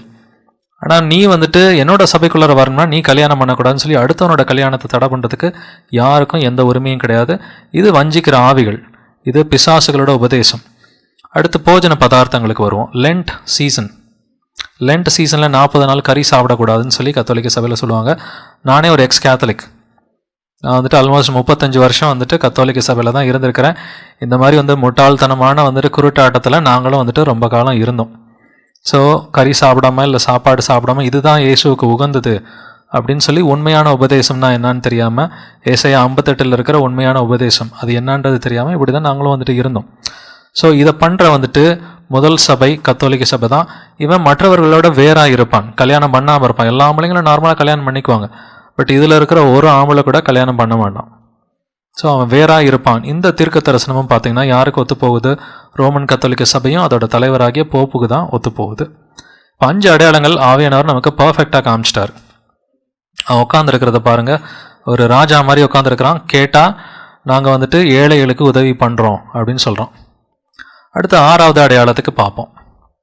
6வது அடையாளம் மனுஷ கண்களுக்கு ஒப்பான கண்கள் இருந்தது அப்படின்றத பார்க்குறோம். தானியேல் 7:8 இதோ அந்த கொம்பிலே மனுஷ கண்களுக்கு ஒப்பான கண்களும் பெருமையானவைகளை பேசும் வாயும் இருந்தது. தி ஐஸ் ஆஃப் அ மேன், அதாவது ஒரு தனி மனிதனால் ஆளப்படும் அப்படின்றது இது தெளிவாக சொல்லியிருக்குது. அவன் ஒரு ஆண் தான் தலைவனாக இருப்பான். சில பேர் அந்த கிறிஸ்தன் சொன்ன ஒரு பெண்ணுன்னு சொல்லிட்டு இருக்கிறாங்க. அதுக்கு வாய்ப்பே இல்லை, அது ஒரு ஆண் அப்படின்னு சொல்லி தெளிவாக அதில் போட்டிருக்கு. அவன் என்ன பண்ணுவான்? ஐஸ் ஆஃப் அ மேன், அவனுக்கு மனுஷ கண்களுக்கு ஒப்பான கண்கள் இருக்குது. போப்புக்கு சில பெயர்கள், புனை பெயர்கள்லாம் இருக்குது. அதெல்லாம் பார்த்தீங்கன்னா ஒன்று எபிஸ்கோபஸ் எபிஸ்கோபோரம், தி ஓவர்சியர் ஆஃப் ஓவர்சியர்ஸ், அதாவது கண்காணிகளுக்கு கண்காணி, பிஷப் ஆஃப் பிஷப்ஸ், ஆயர்களுக்கு ஆயர், ஃபாதர் ஆஃப் ஃபாதர்ஸ். உண்மையான ஃபாதர் ஆஃப் ஃபாதர்ஸ் யார்? வானகத்தந்தை இயேசு ஒருத்தர் தான் நம்மளோட ஹெவன்லி ஃபாதர். அவர் ஒருத்தர் தான் பிதாக்களுக்கு பிதா. ஆனால் இவன் தன்னைத்தானே பிதாக்களுக்கு பிதான்னு சொல்லிக்கிறான். அவன் எப்பொழுதும் இயேசுவோட பட்டத்தை எடுத்துக்கிறது தான் அவனோட வேலையே. அந்தி கிறிஸ்துவோட வேலை என்னது? இயேசுவோட பட்டத்தை எடுத்துக்கிறதுக்கு. பின்னாடி இன்னொரு டாப்பிக்கில் நம்ம அதை டீட்டெயில்டாக பார்க்கலாம். இந்த விஷயத்தை பண்ணுறதும் மனுஷ கண்களுக்கு ஒப்பான கண்கள் வச்சுக்கிட்டு ஒரு தனி மனிதனாக இருந்து எல்லாத்தையும் ஆதிக்கம் பண்ணுறது, ஆட்டி படைக்கிறது இன்றைக்கி போப்பு தான் பண்ணுறான். போப்பை எதிர்த்து கத்தோலிக்க சபைக்குள்ளார யாராலையும் எதுவும் பண்ண முடியாது. நீங்கள் கேரளாவில் நியூஸ் பார்த்துருந்தீங்கன்னா அங்கே 100கணக்கான பாதிரியார்கள் இன்றைக்கி போப்புக்கு எதிராக போராட்டம் பண்ணுறாங்க. இருந்தாலும் என்ன பண்ண முடியும்? ஒன்றும் பண்ண முடியாது. சில்லி நாட்டில் இருக்கிற எல்லா பிஷப்புகளும் அவங்க ராஜினாமா பண்ணாங்க. தன்னோட பதவியை, அந்த பிஷப் பதவியை ராஜினாமா பண்ணாங்க. இருந்தாலும் போப்பை என்ன பண்ண முடிஞ்சு? ஒன்றும் பண்ண முடியல. ஸோ அவன் தனி மனிதனாக இருந்து ஆளுகை செய்வான் அப்படின்னு சொல்லி இதில் போட்டிருக்கபடி தான் இன்றைக்கி போப்புக்கு இந்த காரியம் ஒத்து போகுது. 7வது அடையாளத்துக்கு வரலாம். பெருமையானவைகளை பேசும் வாய், அதாவது தூஷணம் பண்ணுற வாய் அவங்ககிட்ட இருக்கும். வசனத்தில் நம்ம ஏற்கனவே படித்தோம். தானியேல் 7:8 பெருமையானவைகளை பேசும் வாயும் இருந்தது அப்படின்றத பார்க்குறோம். தானியேல் 7:11 அந்த கொம்பு பெருமையான பேச்சுக்களை பேசினது நிமித்தம் அந்த மிருகம் கொலை செய்யப்பட்டது அப்படின்றத வாசித்தோம். தானியேல் 7:25 உன்னதமானவருக்கு விரோதமாக வார்த்தைகளை பேசி உன்னதமானவருடைய பரிசுத்தவான்களை ஒடுக்கி காலங்களையும் பிரமாணங்களையும் மாற்ற நினைப்பான்றதை பார்த்தோம். ஆனால் இந்த விரோதமான வார்த்தைகள்னா என்னது? இது வெளிப்படுத்தல் விசேஷத்தில் ஆவியானவர் தெளிவு பண்ணிட்டார். பெருமையானவைகளையும் தூஷணங்களையும் பேசும் வாய், அது சும்மா சாதாரண பெருமையான காரியங்கள் கிடையாது, அது தூஷணங்கள், பிளாஸ்பமி. பெருமையான காரியங்களை தூஷணமான காரியங்களை அவன் பேசுவான். தூஷணமான காரியங்கள் ரோமன் கத்தோலிக்க சபையில் இந்த போப்புகள் பேசுகிறாங்களா அப்படின்னு பார்த்தீங்கன்னா, அவங்க நிறைய தூஷணமான காரியங்கள் பண்ணுறாங்க. பட் ஒரு 2 காரியத்தை நம்ம ஹைலைட் பண்ணலாம். வத்திக்கானில் போப்புகள் பண்ண தூஷணங்கள். எல்லாருடைய பாவங்களை மன்னிக்க எங்களுக்கு அதிகாரம் இருக்குதுன்னு சொல்கிறாங்க. அதாவது கன்ஃபெஷன். ஆஸ் அ கேத்தலிக், நானே முன்னாடி எக்ஸ் கேத்தலிக்காக இருந்தப்போ அட்லீஸ்ட் வருஷத்துக்கு ஒரு முறையாவது போய் பாவ சங்கீர்த்தனம்னு சொல்லி ஒன்று பண்ணணும். நம்மளோட பாவங்களை போய் அந்த கத்தோலிக்க பாதிரியார்கிட்ட சொல்லி அவர் ஈகோட்டே அப்சால்வோ அப்படின்வார். உன் பாவங்கள் மன்னிக்கப்பட்டது, ஒரு லாட்டின் டேர்ம் இருக்குது, அதோட ஆஹா நம்ம பாவங்கள் மன்னிக்கப்பட்டதுன்னு சொல்லிட்டு வந்துடுவோம். கொஞ்சம் காமன் சென்ஸோட நம்ம யோசித்து பார்த்தோம்னு சொன்னாக்க, நான் ஒருத்தர்கிட்ட பணத்தை திருடிடுறேன், நான் ஒருத்தன்ட்ட பணத்தை திருடிட்டேனாக்கா அவங்ககிட்டே போய் மன்னிப்பு கேட்கணும், அப்போ தான் எனக்கு உண்மையான மன்னிப்பு கிடைக்கும். ஆனால் நான் ஒருத்தன்ட்ட பணத்தை திருடிட்டு கேத்தலிக் ஃபாதர்கிட்ட போய்ட்டு நீ என்ன மன்னிச்சிருப்பான்னு சொன்னால் அவன் மன்னிச்சிருவான். ஆனால் நான் யார்கிட்ட திருடினேன்னா அவன் என்ன மன்னிப்பானா? அந்த சகோதரன்ட்ட தான் நான் போய் மன்னிப்பு கேட்கணும், இல்லைங்களா? ஸோ எல்லாருடைய பாவங்களையும் மன்னிக்கிறதுக்கு எனக்கு அதிகாரம் இருக்குது. ஏசப்பா மன்னிக்கிறார், இல்லைங்களா? மார்க் 2வது அதிகாரத்தில் 7வது வசனத்தில் ஏசப்பா அந்த முடக்குவாதமற்றவனுடைய பாவத்தை மன்னிக்கிறார். ஆனால் அது தேவ தூஷணம் பின்னாடி சொல்கிறாங்க. அவர் தேவன்றதை அவங்க தெரியாமல் சொல்கிறாங்க. இயேசு சர்வ வல்லமையில் உள்ள தேவன்றதை தெரியாமல் அது தேவ தூஷணம்ன்றாங்க. ஆனால் இது ஒரு மனிதன் சொன்னால் இது தேவ தூஷணம் தான். எனக்கு எல்லாருடைய பாவங்களையும் மன்னிக்கிறதுக்கு அதிகாரம் இருக்குன்னு சொல்லி. 2வது தூஷணம் என்ன பண்ணுறாங்க? தேவனுக்கு தன்னை சமமாக்குவது, அதாவது விக்கர் ஆஃப் கிரைஸ்ட்னு தனக்கு பேர் வச்சுக்கிட்டான் போப். விக்கர் ஆஃப் கிரைஸ்ட்னா இயேசுவுக்கு பதிலாக நான் தான். ஐ ஆம் தி சப்ஸ்டிடியூட் ஆஃப் கிரைஸ்ட். இயேசுவுக்கு பதிலாக நான் தான்றான். யோவான் 10:30 ஏசப்பா என்ன சொல்கிறாரு, நானும் பிதாவும் ஒன்றாக இருக்கிறோம் அப்படின்றார். ஆனால் பின்னாடி கல்லை தூக்குறான் அடிக்கிறதுக்கு. எதுக்காக கல்லை தூக்குறான்? அவனுக்கு இயேசு தான் பிதா அப்படின்றது அவனுக்கு தெரியல. தேவதூஷணம்னு சொல்கிறான். 10:33 பார்த்தீங்கன்னா தேவதூஷணம்ன்ற வார்த்தை இருக்குது. ஏசப்பா கரெக்டாக தான் சொல்லியிருக்கிறார். ஏன்னா பிதாவாக இருந்த தேவன் குழந்தையாக பிறந்து இயேசுன்ற நாமத்தோடு நமக்கு வந்தார். ஆனால் அது தெரியாமல் ஆனால் இந்த ரெண்டு காரியங்களை அவன் பண்ணுறான். ஏசப்பா தனக்கு வச்சுக்கிட்ட பட்டங்களை, தனக்கு இருக்கிற அதிகாரத்தை அவன் எனக்கு இருக்குதுன்னு சொல்கிறான். இதை பண்ணுற ஒரு தூஷணம். இதுக்கு சில எக்ஸாம்பிள்ஸ் நம்ம பார்க்கலாம். சில புஸ்தகங்கள்லேருந்து எக்ஸப்ட்ஸ் எடுத்து வச்சுருக்கிறேன். முதல் புஸ்தகம் dignity and duties of the priest அப்படின்ற ஒரு புஸ்தகத்திலேருந்து ஒரு சிறு பகுதி இருக்குது. கத்தோலிக்க குரு என்பவர் இரட்சகர் இயேசுவின் ஸ்தானத்தில் இருப்பவர். எவ்வளோ பெரிய தேவதூஷணம் பார்த்தீங்களா? அந்த ஸ்தானத்தில் இருப்பவர் ஈகோட்டே அப்சால்வோ என்று சொல்வதன் மூலம் ஒருவருடைய பாவங்களை நீக்கி மன்னிக்கிறார். எல்லாருடைய பாவங்களையும் நான் இந்த ஒரு வார்த்தை சொன்னேன்னா மன்னிச்சிருவேன் அப்படின்னு சொல்கிறான். இது ஒரு லாட்டின் டேர்ம். அடுத்து ரெண்டாவது பகுதியை பார்க்கலாம். லாரி டெரிக் எழுதின ஒரு புஸ்தகம் இருக்குது, Satan the Antichrist and the false prophet. இந்த புஸ்தகத்தில் ஒரு தலைப்பு இருக்குது, வெனிஸ் நகரத்தின் ஆயர். இந்த தலைப்பில் ரோம் நகரத்தின் பிஷப், அதாவது போப், இயேசுவின் பிரதிநிதி மட்டுமா? இல்லை, அவர்தான் இயேசு கிறிஸ்து. மாம்சத்தில் மறைந்திருக்கும் இயேசு இவரே. எவ்வளோ பெரிய தூஷணன்றதை பார்த்தீங்களா? அந்த மிருகம் பெருமையானவைகளை பேசும். வசனத்துக்கு ஏற்றார் போல தான் அவன் பேசியிருக்கிறான். அடுத்து அவங்க நிறைய என்சைக்ளிக்கல் லெட்டர்ஸ் இந்த போப்ஸ் எல்லாம் எழுதுவாங்க. அதில் one of the encyclical letters, ஒரு போப் இருந்தார் லியோ த 13th சொல்லி, அவரோட என்சைக்ளிக்கல் லெட்டர். அதில் இந்த chapter the reunion of Christendom, நாங்கள் உலகத்தில் சர்வ வல்ல தேவனுடைய ஸ்தானத்தை வகிக்கிறோம். மகா பெரிய தூஷணம் இல்லைங்களா? அவன் இப்படி, இது ஒரு ரொம்ப சின்னோண்டு சாம்பிள். நான் காமிச்சது 0.1% கூட கிடையாது. இந்த மாதிரி அவன் ஆயிரக்கணக்கான தூஷணங்கள் நிறைய ஹிஸ்ட்ரியில் பண்ணியிருக்கிறான். அது இன்னைக்கு நிறையா அந்த ரெக்கார்ட்ஸ் எல்லாம் அழிஞ்சு போயிடுச்சு, கொஞ்சோண்டு பாக்கி இருக்குது. அதில் கொஞ்சம் எடுத்தது தான் இந்த ஒரு 3 சாம்பிள்ஸ். நிறைய தேவதூஷணம் பண்ணியிருக்கிறான். அடுத்த காரியம் அவன் என்ன பண்ணுவான்? 8வது அடையாளத்துக்கு வருவோம். பரிசுத்தவான்களோட யுத்தம் பண்ணுவான் அப்படின்றத நம்ம பார்த்துருக்குறோம். தானியேல் 7:22 இந்த கொம்பு பரிசுத்தவான்களோட யுத்தம் பண்ணி அவர்களை மேற்கொண்டது என்று கண்டேன். யுத்தம் மட்டும் பண்ண மாட்டான், அவர்களை மேற்கொள்வான், அவர்களை கொலை செய்வான் அப்படின்னு போட்டிருக்குது. தானியேல் 7:25 படிக்கிறோம், உன்னதமானவருக்கு விரோதமாக வார்த்தைகளை பேசி உன்னதமானவருடைய பரிசுத்தவான்களை ஒடுக்கி காலங்களையும் பிரமாணங்களையும் மாற்ற நினைப்பான். பரிசுத்தவான்களை ஒடுக்குவான், பரிசுத்தவான்களோட யுத்தம் பண்ணுவான், அவர்களை மேற்கொள்வான்னு சொல்லி போட்டிருக்குது. கத்தோலிக்க சபையில் பரிசுத்தவான்களோட யுத்தம் பண்ணாங்களா அப்படின்றத நம்ம பார்த்தோம்னாக்க, லட்சக்கணக்கான உண்மை கிறிஸ்தவர்களை, சொல்லப்போனால் கோடிக்கணக்கான உண்மை கிறிஸ்தவர்களை இவங்க கொலை பண்ணியிருக்கிறாங்க. நிறைய பேரை எரிச்சு கொலை பண்ணியிருக்கிறாங்க, நிறைய பேரை பட்டயத்தால் கொலை பண்ணியிருக்கிறாங்க. கத்தோலிக்க சபை லட்சக்கணக்கான கோடிக்கணக்கான உண்மை கிறிஸ்தவர்களை கொடுமைப்படுத்தி கொன்று குவிச்சிருக்குது. இதுக்கான ப்ரூஃப் எங்கப்பா இருக்குது அப்படின்னு கேட்டிங்கன்னா, இன்குவிசேஷன் அப்படின்னு சொல்லுவாங்க. நீங்கள் போய் இன்குவிசேஷன் அப்படின்றத கூகுளில் போட்டு சர்ச் பண்ணி பார்த்தீங்கன்னா நிறைய டிஃப்ரெண்ட் டைப் ஆஃப் இன்குவிசேஷன் இருக்கும். அந்த இன்குவிசேஷனில் நிறைய பேரை கொலை பண்ணியிருக்கிறாங்க. கோடிக்கணக்கான ஆத்மாக்களை, உண்மை கிறிஸ்தவர்களும் அதில் இருக்கிறாங்க. அது இல்லாமல் கிறிஸ்தவர் அல்லாதவர்கள், உண்மை கிறிஸ்தவர் அல்லாதவர்களும் இருக்கிறாங்க. அவனுக்கு சாத்தானுக்கு தேவை சர்வநாசம் இல்லையா? சாத்தானுக்கு சர்வநாசம் தேவை. அவன் இயேசுவோட பிள்ளைகளையும் கொலை பண்ணுவான், அவனுக்கு கூட இருக்கிற அந்த ஆட்களையும் அவன் கொலை பண்ணியிருக்கிறான். இரண்ட காலங்கள், டார்க் ஏஜஸ்ன்னு சொல்லுவாங்க. இந்த 538 to 1798 இந்த டார்க் ஏஜஸ். இதில் அவன் கிட்டத்தட்ட 5 கோடி உண்மை கிறிஸ்தவர்களையும் யூதர்களையும் கொலை பண்ணியிருக்கான். இந்த லிஸ்ட் ஆக்சுவலாக சின்ன லிஸ்ட். நான் கொடுக்குற அந்த 5 கோடின்றது பின்னாடி டீட்டெயிலாக இன்னொரு டாப்பிக்கில் பார்ப்போம். அவன் எத்தனை பேரை எந்தெந்த இடத்துல கொலை பண்ணான் அப்படின்றத நம்ம பார்ப்போம். 5 கோடி பேருன்றது இது யூதர்களும் உண்மை கிறிஸ்தவர்களும் மட்டும். இது இல்லாமல் இன்னொரு பெரிய லிஸ்ட் இருக்குது. இது இல்லாமல் இன்னொரு லிஸ்ட் இருக்குது. அவன் எப்படி எல்லாம் கொலை பண்ணான், இதுக்கு ப்ரூஃப் இருக்குதான்னு கேட்டிங்கன்னா, ஐரோப்பாவில் டார்ச்சர் மியூசியம் அப்படின்னு சொல்லி ஒரு 3 மியூசியம் இருக்குது. இதுக்கு பேரே சித்திரவதை அருங்காட்சியகம், டார்ச்சர் மியூசியம்ஸ். இது இருக்குதான்னு கேட்டிங்கன்னா, ஒன்று ஆம்ஸ்டர்டாமில் இருக்குது. அதில் என்னென்ன டைப் ஆஃப் டார்ச்சர் இன்ஸ்ட்ருமெண்ட்ஸ், மக்களை சித்திரவதை பண்ணி கொலை பண்ணுறதுக்கான டார்ச்சர் இன்ஸ்ட்ருமெண்ட்ஸ்லாம் இதெல்லாம் வச்சுருக்காங்க. இன்னொன்று கார்கசோன்ற ஊரில் இருக்குது. இதெல்லாம் இந்த ஒரிஜினல் வெப்சைட்ஸ்லேருந்து எடுத்த படங்கள், சில பிக்சர்ஸ் நான் வச்சுருக்கிறேன் ரெஃபரன்ஸ்க்காக. இவங்க என்னென்ன விதமாக உண்மை கிறிஸ்தவர்களை, பைபிள் பிலீவிங் கிறிஸ்டியன்ஸ், இவங்களை நான் வசனத்தை மட்டும்தான் ஃபாலோ பண்ணுவேன், நான் போப்பெல்லாம் எனக்கு தலைவர் கிடையாதுன்னு சொன்ன ஆட்களை எப்படியெல்லாம் கொலை பண்ணாங்க. இது உண்மைதானா? இதை பற்றி போப்புகள் ஏதாவது சொல்லியிருக்கிறாங்களான்னு பார்த்தீங்கன்னா, போப் ஃப்ரான்சிஸ், இப்போ இருக்கிற போப், கரண்ட் அந்தி கிறிஸ்து, இவன் மன்னிப்பு கேட்டிருக்கிறான் 2015. போப் ஃப்ரான்சிஸ் மன்னிப்பு கேட்டிருக்கிறான். ஸோ கொலை பண்ணாமல் யாரும் மன்னிப்பு கேட்க மாட்டாங்க இல்லைங்களா. அடுத்து இன்குவிசிஷன், செயின்ட் பார்த்தலோமியூஸ் டே மேசக்கர்.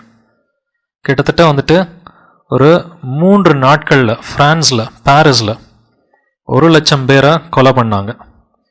சாதாரணமாக கொஞ்சம் நஞ்ச பேர்லாம் கிடையாது, 1,00,000 பேரை வந்துட்டு 3 நாளில் வந்துட்டு கொலை பண்ணாங்க. நீங்கள் பின்னாடி ரெஃபரன்சஸ் வந்துட்டு படித்து பார்த்தீங்கன்னாக்க அதில் ஒரு கவுண்டில் 70,000 பேர் அப்படின்றாங்க, இன்னொரு கவுண்டில் 1,00,000 பேருன்றாங்க. ஒரு புஸ்தகமே இதுக்காக எழுதியிருக்கிறாங்க, Foxe's book of martyrs, FOXE, Foxe, அவர் தான் ஆத்தர். அந்த ஃபாக்ஸஸ் புக் ஆஃப் மார்டைர்ஸ்னு ஒன்று இருக்குது, பழைய காலத்து புஸ்தகம். அந்த புஸ்தகம் எழுதிய ஒரு 400 வருஷம் இருக்கும். அந்த புஸ்தகத்தில் பார்த்தீங்கன்னா எப்படிலாம் இவங்க சித்திரவதை பண்ணி இவங்க உண்மை கிறிஸ்தவர்களை கொலை பண்ணாங்க. அவங்கள சில பேர் எரிச்சு கொலை பண்ணுவாங்க, சில பேர் ரத்தம் ஒழுக விட்டு 2 நாள் 3 நாள் ரத்தம் ஒழுக விட்டு கொலை பண்ணுவாங்க. ரொம்ப கொடூரமான முறையில் வந்துட்டு பைபிளை மட்டுமே நம்பிக்கிட்டு இருந்த உண்மை கிறிஸ்தவர்களை கொலை பண்ணியிருக்கிறாங்க. இந்த இன்குவிசிஷனில் விதவிதமாக இருக்கும். Medieval inquisition, Roman inquisition, Spanish inquisition, Portuguese inquisition, Peruvian inquisition, Mexican inquisition, நிறையா இருக்குது. வால்டன்சியன்ஸ் அப்படின்ற உண்மை கிறிஸ்தவர்கள் ஒரு குரூப் வந்துட்டு ஃப்ரான்ஸில் இருந்தாங்க. ஆல்பிகன்சீஸ் அப்படின்ற உண்மை கிறிஸ்தவர்கள் ஒரு குரூப் இருந்தாங்க. இவங்களுக்கு எதிராக புனித போர், குருசைட்னா நீங்கள் நினைப்பீங்க வந்துட்டு இவங்க முஸ்லீம்களுக்கு எதிராக குருசைட் போனாங்கன்ட்டு. அது ரொம்ப கம்மி. இவங்க உண்மை கிறிஸ்தவர்களுக்கு எதிராக போன குருசைடு தான் ஜாஸ்தி. 10,00,000 பேர் ஆல்பிகன்சீஸை கொலை பண்ணியிருக்காங்க 20 வருஷத்தில். இந்த ஆல்பிகன்சியன் குருசைடில் பார்த்தீங்கன்னா இந்த நம்பர் சும்மா செக் பண்ணி பாருங்கள். ஆல்பிகன்சியன் குருசைட் இதில் வருஷ கணக்கு பாருங்கள், 1209 1229 வரைக்கும் 20 வருஷத்தில் எத்தனை பேரை கொலை பண்ணாங்கன்னு பார்த்தீங்கன்னா நம்பர் இருக்குது, 10,00,000 பேர். இவங்களுக்கு பேர் கத்தார்ஸ்ன்னு சொல்லுவாங்க. இந்த ஆல்பிகன்சீஸ்க்கு பேர், இன்னொரு பேர் கத்தார்ஸ். 10,00,000 பேரை 20 வருஷத்தில் கொலை பண்ணியிருக்கிறாங்க உண்மை கிறிஸ்தவர்களை. இது ஒரு சின்ன சாம்பிள், அவ்வளோதான். இது மாதிரி வந்துட்டு இது ஒரு ட்ராப் இந்த ஓஷன்னு சொல்லுவோம் இல்லைங்களா, அந்த மாதிரி ஒரு சின்னோண்டு சாம்பிள். இது மாதிரி அவன் கோடிக்கணக்கான பேரை கொலை பண்ணியிருக்கிறான். சில லிஸ்ட் நம்மளோட நாலேஜுக்காக மட்டும்தானே ஒழிய இது வேறு எதுவும் கிடையாது. இதுக்கு பேர் தான் டார்ச்சர் சேர். இந்த சேரை பார்த்தீங்கன்னா சித்திரவதை நாற்காலி, டார்ச்சர் சேர். இந்த ஆணிகள் பதிக்கப்பட்ட இந்த நாற்காலியில் தான் வந்துட்டு இயேசுவோட உண்மையான பிள்ளைகளை உட்கார வச்சு ரத்தம் ஒழுக உட்கார வச்சு அவன் கொலை பண்ணியிருக்கிறான். அடுத்து இன்னும் சில டார்ச்சர் இன்ஸ்ட்ருமெண்ட்ஸ். காலை மட்டும் தீயில் எரிக்கிறதுக்கு ஒரு இன்ஸ்ட்ருமெண்ட், அடுத்து ஆளை சுடுதண்ணியில் முக்கிறதுக்கு இன்னொரு இன்ஸ்ட்ருமெண்ட். இந்த மாதிரி அநேக டார்ச்சர் இன்ஸ்ட்ருமெண்ட்ஸ் தான் எடுத்து வச்சிருக்கிறான். இது எல்லாமே அந்த டார்ச்சர் மியூசியம்லேருந்து எடுத்தது. மண்டையோட்டை உடைக்கிறதுக்கு தனியாக ஒரு இன்ஸ்ட்ருமெண்ட், ஸ்கல் கிராக்கர் இதுக்கு பேர், மண்டையோட்டை மட்டும் உடைக்கிறதுக்கு. அடுத்து டார்ச்சர் சா, ஒரு மனுஷனை 2ஆக வந்துட்டு தனியாக பிரித்து எடுக்கிறதுக்காக டார்ச்சர் சா. இப்படி தான் நம்மளோட சகோதர சகோதரிகள்லாம் இறந்து போனாங்க. அடுத்து டங் கட்டர், நாக்கை மட்டும் கட் பண்ணுறதுக்கு. இது எல்லாமே அந்த வெப்சைட்லேருந்து ஆத்தன்டிக்காக எடுத்த விஷயங்கள். ஸோ அவன் பரிசுத்தவான்களை கொலை பண்ணியிருக்கிறான்னா OS கோடிக்கணக்கான பேரை கொலை பண்ணியிருக்கிறான். அடுத்த அடையாளத்துக்கு வருவோம். காலங்களையும் பிரமாணங்களையும் மாற்ற நினைப்பான் அப்படின்னு வசனத்தில் இருக்குது. தானியேல் 7:25 உன்னதமானவருக்கு விரோதமாக வார்த்தைகளை பேசி உன்னதமானவருடைய பரிசுத்தவான்களை ஒடுக்கி காலங்களையும் பிரமாணங்களையும் மாற்ற நினைப்பான். காலங்கள் பிரமாணங்கள் இதை வந்துட்டு போப்பு மாற்றிருக்கிறானா அப்படின்னு பார்த்தா கண்டிப்பாக மாற்றிருக்கிறான். காலங்கள் பிரமாணங்கள் இதை பற்றி நம்ம முதல்ல பார்க்கலாம். தானியேல் 2:21 வந்துட்டு தானியேல் சொல்கிறாரு, அவர் காலங்களையும் சமயங்களையும் மாற்றுகிறவர், ராஜாக்களை தள்ளி ராஜாக்களை ஏற்படுத்துகிறவர், ஞானிகளுக்கு ஞானத்தையும் அறிவாளிகளுக்கு அறிவையும் கொடுக்கிறவர். ஸோ காலங்களையும் சமயங்களையும் மாற்றுறதுக்கான அதிகாரம் யாருக்கு இருக்குது? கர்த்தராகி இயேசுவுக்கு மட்டும்தான். அதை ஒருத்தன் எடுத்துக்கிட்டானா அவன் அந்தி கிறிஸ்துன்னு சொல்லி அர்த்தம். ஸோ இப்போ இந்த அந்தி கிறிஸ்து போப் அவன் வந்து பிரமாணங்களை மாற்றியிருக்கிறான்னாக்கா 10 கட்டளையில் இருக்கிற 2வது கட்டளையை அவன் தூக்கிட்டான். ரோமன் கத்தோலிக்க சபையில் 10 கட்டளையில் பார்த்தீங்கன்னா சிலை வழிபாட்டு கட்டளை இருக்காது. 2வது கட்டளை என்னது? சிலை வழிபாட்டு கட்டளை. சிலை வழிபாடு செய்யவே கூடாது. மேலே வானத்திலும் பூமியிலும் பூமிக்கடியிலும் எந்த ஒரு விக்கிரகத்திலும் நீ வணங்கக்கூடாது, அவைகளை நமஸ்கரிக்கவும் சேவிக்கவும் நீ கூடாதுன்னு சொல்லி ஆண்டவர் சொல்கிறார். ஆனால் அந்த 2வது கட்டளையை அவன் மாற்றிட்டான். ஸோ அங்கே சின்ன பிள்ளைங்களாம் ரோமன் கேத்தலிக் சபையில் அந்த புது நன்மை அப்படின்னு சொல்லி ஒன்று எடுப்பாங்க. 10 வயசு 11 வயசில் நான் எடுத்துருக்கிறேன். நான் எடுத்தப்போ இந்த கட்டளையை நான் படிக்கவே இல்லை. சின்ன குறிப்பிடம்னு ஒன்று கொடுப்பாங்க. அந்த சின்ன குறிப்பிடத்தில் வந்துட்டு 10 கட்டளைகள் மனப்பாடம் பண்ணி ஒப்பிக்கணும். அப்போ தான் போய் இந்த புது நன்மை கொடுப்பாங்க. அதில் நான் மனப்பாடம் பண்ணப்போ எனக்கு இன்னும் நல்லா ஞாபகம் இருக்குது. 10 வயசில் இந்த கட்டளையை நான் படிக்கவே இல்லை. இது உங்களுக்கு ப்ரூஃப் வேட்டிக்கன் வெப்சைட்லேருந்தே காமிக்கிறேன். இது Vatican website, vatican.va, authentic link. அந்த கிறிஸ்தே எவ்வளோ முட்டாள்தனமாக ஒத்துக்கிறான்றதை பாருங்கள். யாத்ராகமும் 20வது அதிகாரத்தில் இருக்க 10 கட்டளைகள் லிஸ்ட் இங்கே இருக்குது. அதில் 2வது கட்டளை என்ன போட்டிருக்குது? சிலை வழிபாடு பண்ணக்கூடாதுன்றது. அடுத்து உபாகமத்தில் 5வது அதிகாரத்தில் இருக்கிற 10 கட்டளைகள் லிஸ்ட். இதுலேயும் 2வது கட்டளை இருக்குது. ஆனால் கேத்தலிக் சபையோட 10 கட்டளை பாருங்கள். 2வது கட்டளையில் ஏதாவது இருக்குதா? ஒரு ஓட்டை தான் இருக்குது இல்லைங்களா? அடுத்து அவன் எப்படி இப்போ ஒரு கட்டளை எடுத்துட்டானே, எப்படி அவன் இதை 10 ஆக்கினான்னு பார்த்தீங்கன்னா, 10வது கட்டளை, நீ உன்னோட அயலானுடைய வீடையோ மாடையோ ஆடையோ அவனோட மனைவியோ எடுத்துக்கொள்ளக்கூடாது அப்படின்றத அவன் 2ஆக பிரிச்சுட்டான். மனைவி எடுத்துக்கொள்ளக்கூடாது அப்படின்றத தனியாகவும், வீடு மாடு அதெல்லாம் தனியாக இன்னொரு கட்டளையாக பிரிச்சுட்டான். அவன் எவ்வளோ ஒரு வஞ்சகமாக செயல்படுறான்றதை பார்த்தீங்களா? இது அவனோட வெப்சைட்டில் அவன் போட்டு வச்சுருக்கிறான். அவ்வளோ கான்ஃபிடென்ஸ் அவனுக்கு, யாரும் இதை பார்க்க மாட்டாங்க அப்படின்னு சொல்லி. ஏன்னா பைபிளை முதல்ல மக்கள் படித்தாதானே இதெல்லாம் பார்ப்பாங்க. பைபிளே படிக்கிறது இல்லைன்னு சொன்னால் இதை யாரையும் பார்க்க போகிறதில்ல. ஸோ இதுலையும் ஆவியானவர் தெளிவாக காமிச்சிருக்கிறாரு. காலங்களையும் பிரமாணங்களையும் மாற்றினது இவன் தான். சரி, பிரமாணங்களை மாற்றிட்டான், கட்டளைகளை மாற்றிட்டான், காலங்களை எப்படி மாற்றினான்? இன்னைக்கு இருக்கிற காலம்னா கேலண்டர். இன்னைக்கு இருக்கிற கேலண்டர் பேர் என்னது? Gregorian calendar. யார் இந்த கிரெகோரி? போப் கிரெகரின்னு சொல்லி ஒருத்தர் இருந்தார். அவர் கிட்டத்தட்ட ஒரு 400 வருஷத்துக்கு முன்னாடி அவர் கேலண்டரில் 10 நாளை தூக்கிட்டார். அதனால தான் அந்த கேலண்டருக்கு பேரே கிரெகோரியன் கேலண்டர். இதை நீங்கள் படித்து பார்த்தீங்கன்னா இந்த எல்லாமே விக்கிபீடியா லிங்க்ஸ் தான் மெஜாரிட்டியாக கொடுத்துருக்குறேன். விக்கிபீடியா இல்லாட்டினா வேட்டிக்கன் வெப்சைட், எல்லாமே ஆத்தென்டிக் லிங்க்ஸ், எல்லாருமே நம்புகிற மாதிரி இருக்கிற விஷயங்கள். 1582 கேலண்டர்லேருந்து 10 நாள் காணாமல் போயிடுச்சு. அக்டோபர் 4ஆம் தேதிக்கு அப்புறம் அக்டோபர் 15ஆம் தேதி வந்துருச்சு. இதனால தான் இந்த கேலண்டருக்கு பேரே கிரெகோரியன் கேலண்டர். இன்னைக்கு வரைக்கும் உலகம் பூரா நம்ம யூஸ் பண்ணுறது இந்த கேலண்டர் தான். காலங்களையும் பிரமாணங்களையும் மாற்றிருக்கிறான்னா, எஸ், அந்த கிறிஸ்து போப்பு காலங்களையும் பிரமாணங்களையும் மாற்றிருக்கிறான். 9 அடையாளங்கள் ஆவியானவர் பர்ஃபெக்டாக போப்பு தான் அந்த கிறிஸ்துன்னு சொல்லி காமிச்சிருக்கிறாரு. 10வது அடையாளத்துக்கு வருவோம். 1260 வருட அரசாட்சி அவன் பண்ணுவான்னு சொல்லி போட்டிருக்கு. இது 1260 நாளா 1260 வருஷமான்றதை பார்க்கலாம். தானியேல் 7:25 உன்னதமானவருக்கு விரோதமாக வார்த்தைகளை பேசி உன்னதமானவருடைய பரிசுத்தவான்களை ஒடுக்கி காலங்களையும் பிரமாணங்களையும் மாற்ற நினைப்பான். அவர்கள் ஒரு காலங்களும் அரை காலமும் செல்லும் மட்டும் அவன் கையில் ஒப்புக் கொடுக்கப்படுவார்கள். இது என்னது? ஒரு காலங்கள், அரை காலம், இது என்ன நம்பர் அப்படின்றத பார்த்தா இங்கிலீஷில் a time, times and half a time அப்படின்னு சொல்லி வருது. இப்போ டைம் அப்படின்னா என்னது? காலம்னா ஒரு வருஷமா? அது எப்படி நம்ம சொல்ல முடியும்னாக்க, தானியேலில் 4வது அதிகாரத்தில் நேபுகாத்நேச்சர் 7 காலங்கள் அவன் ராஜ்யத்திலிருந்து பிரிக்கப்பட்டு இருப்பான், அவன் வனாந்திரத்தில் போய் காட்டு மிருகங்களோட சஞ்சரிப்பான் அப்படின்னு சொல்லி வசனம் சொல்லுது. தானியேல் 4வது அதிகாரத்தில் நம்ம இந்த 2 வசனங்களை படிக்கலாம். 23வது வசனமும் 32வது வசனமும். இந்த விருட்சத்தை வெட்டி இதை அழித்து போடுங்கள், ஆனாலும் அதன் வேர்களாகிய அடிமரம் தரையில் இருக்கும் மட்டும் இரும்பும் வெண்கலமுமான விலங்கிடப்பட்டு வெளியின் பசும் புல்லிலே தங்கி ஆகாயத்து பனியிலே நனைவதாக.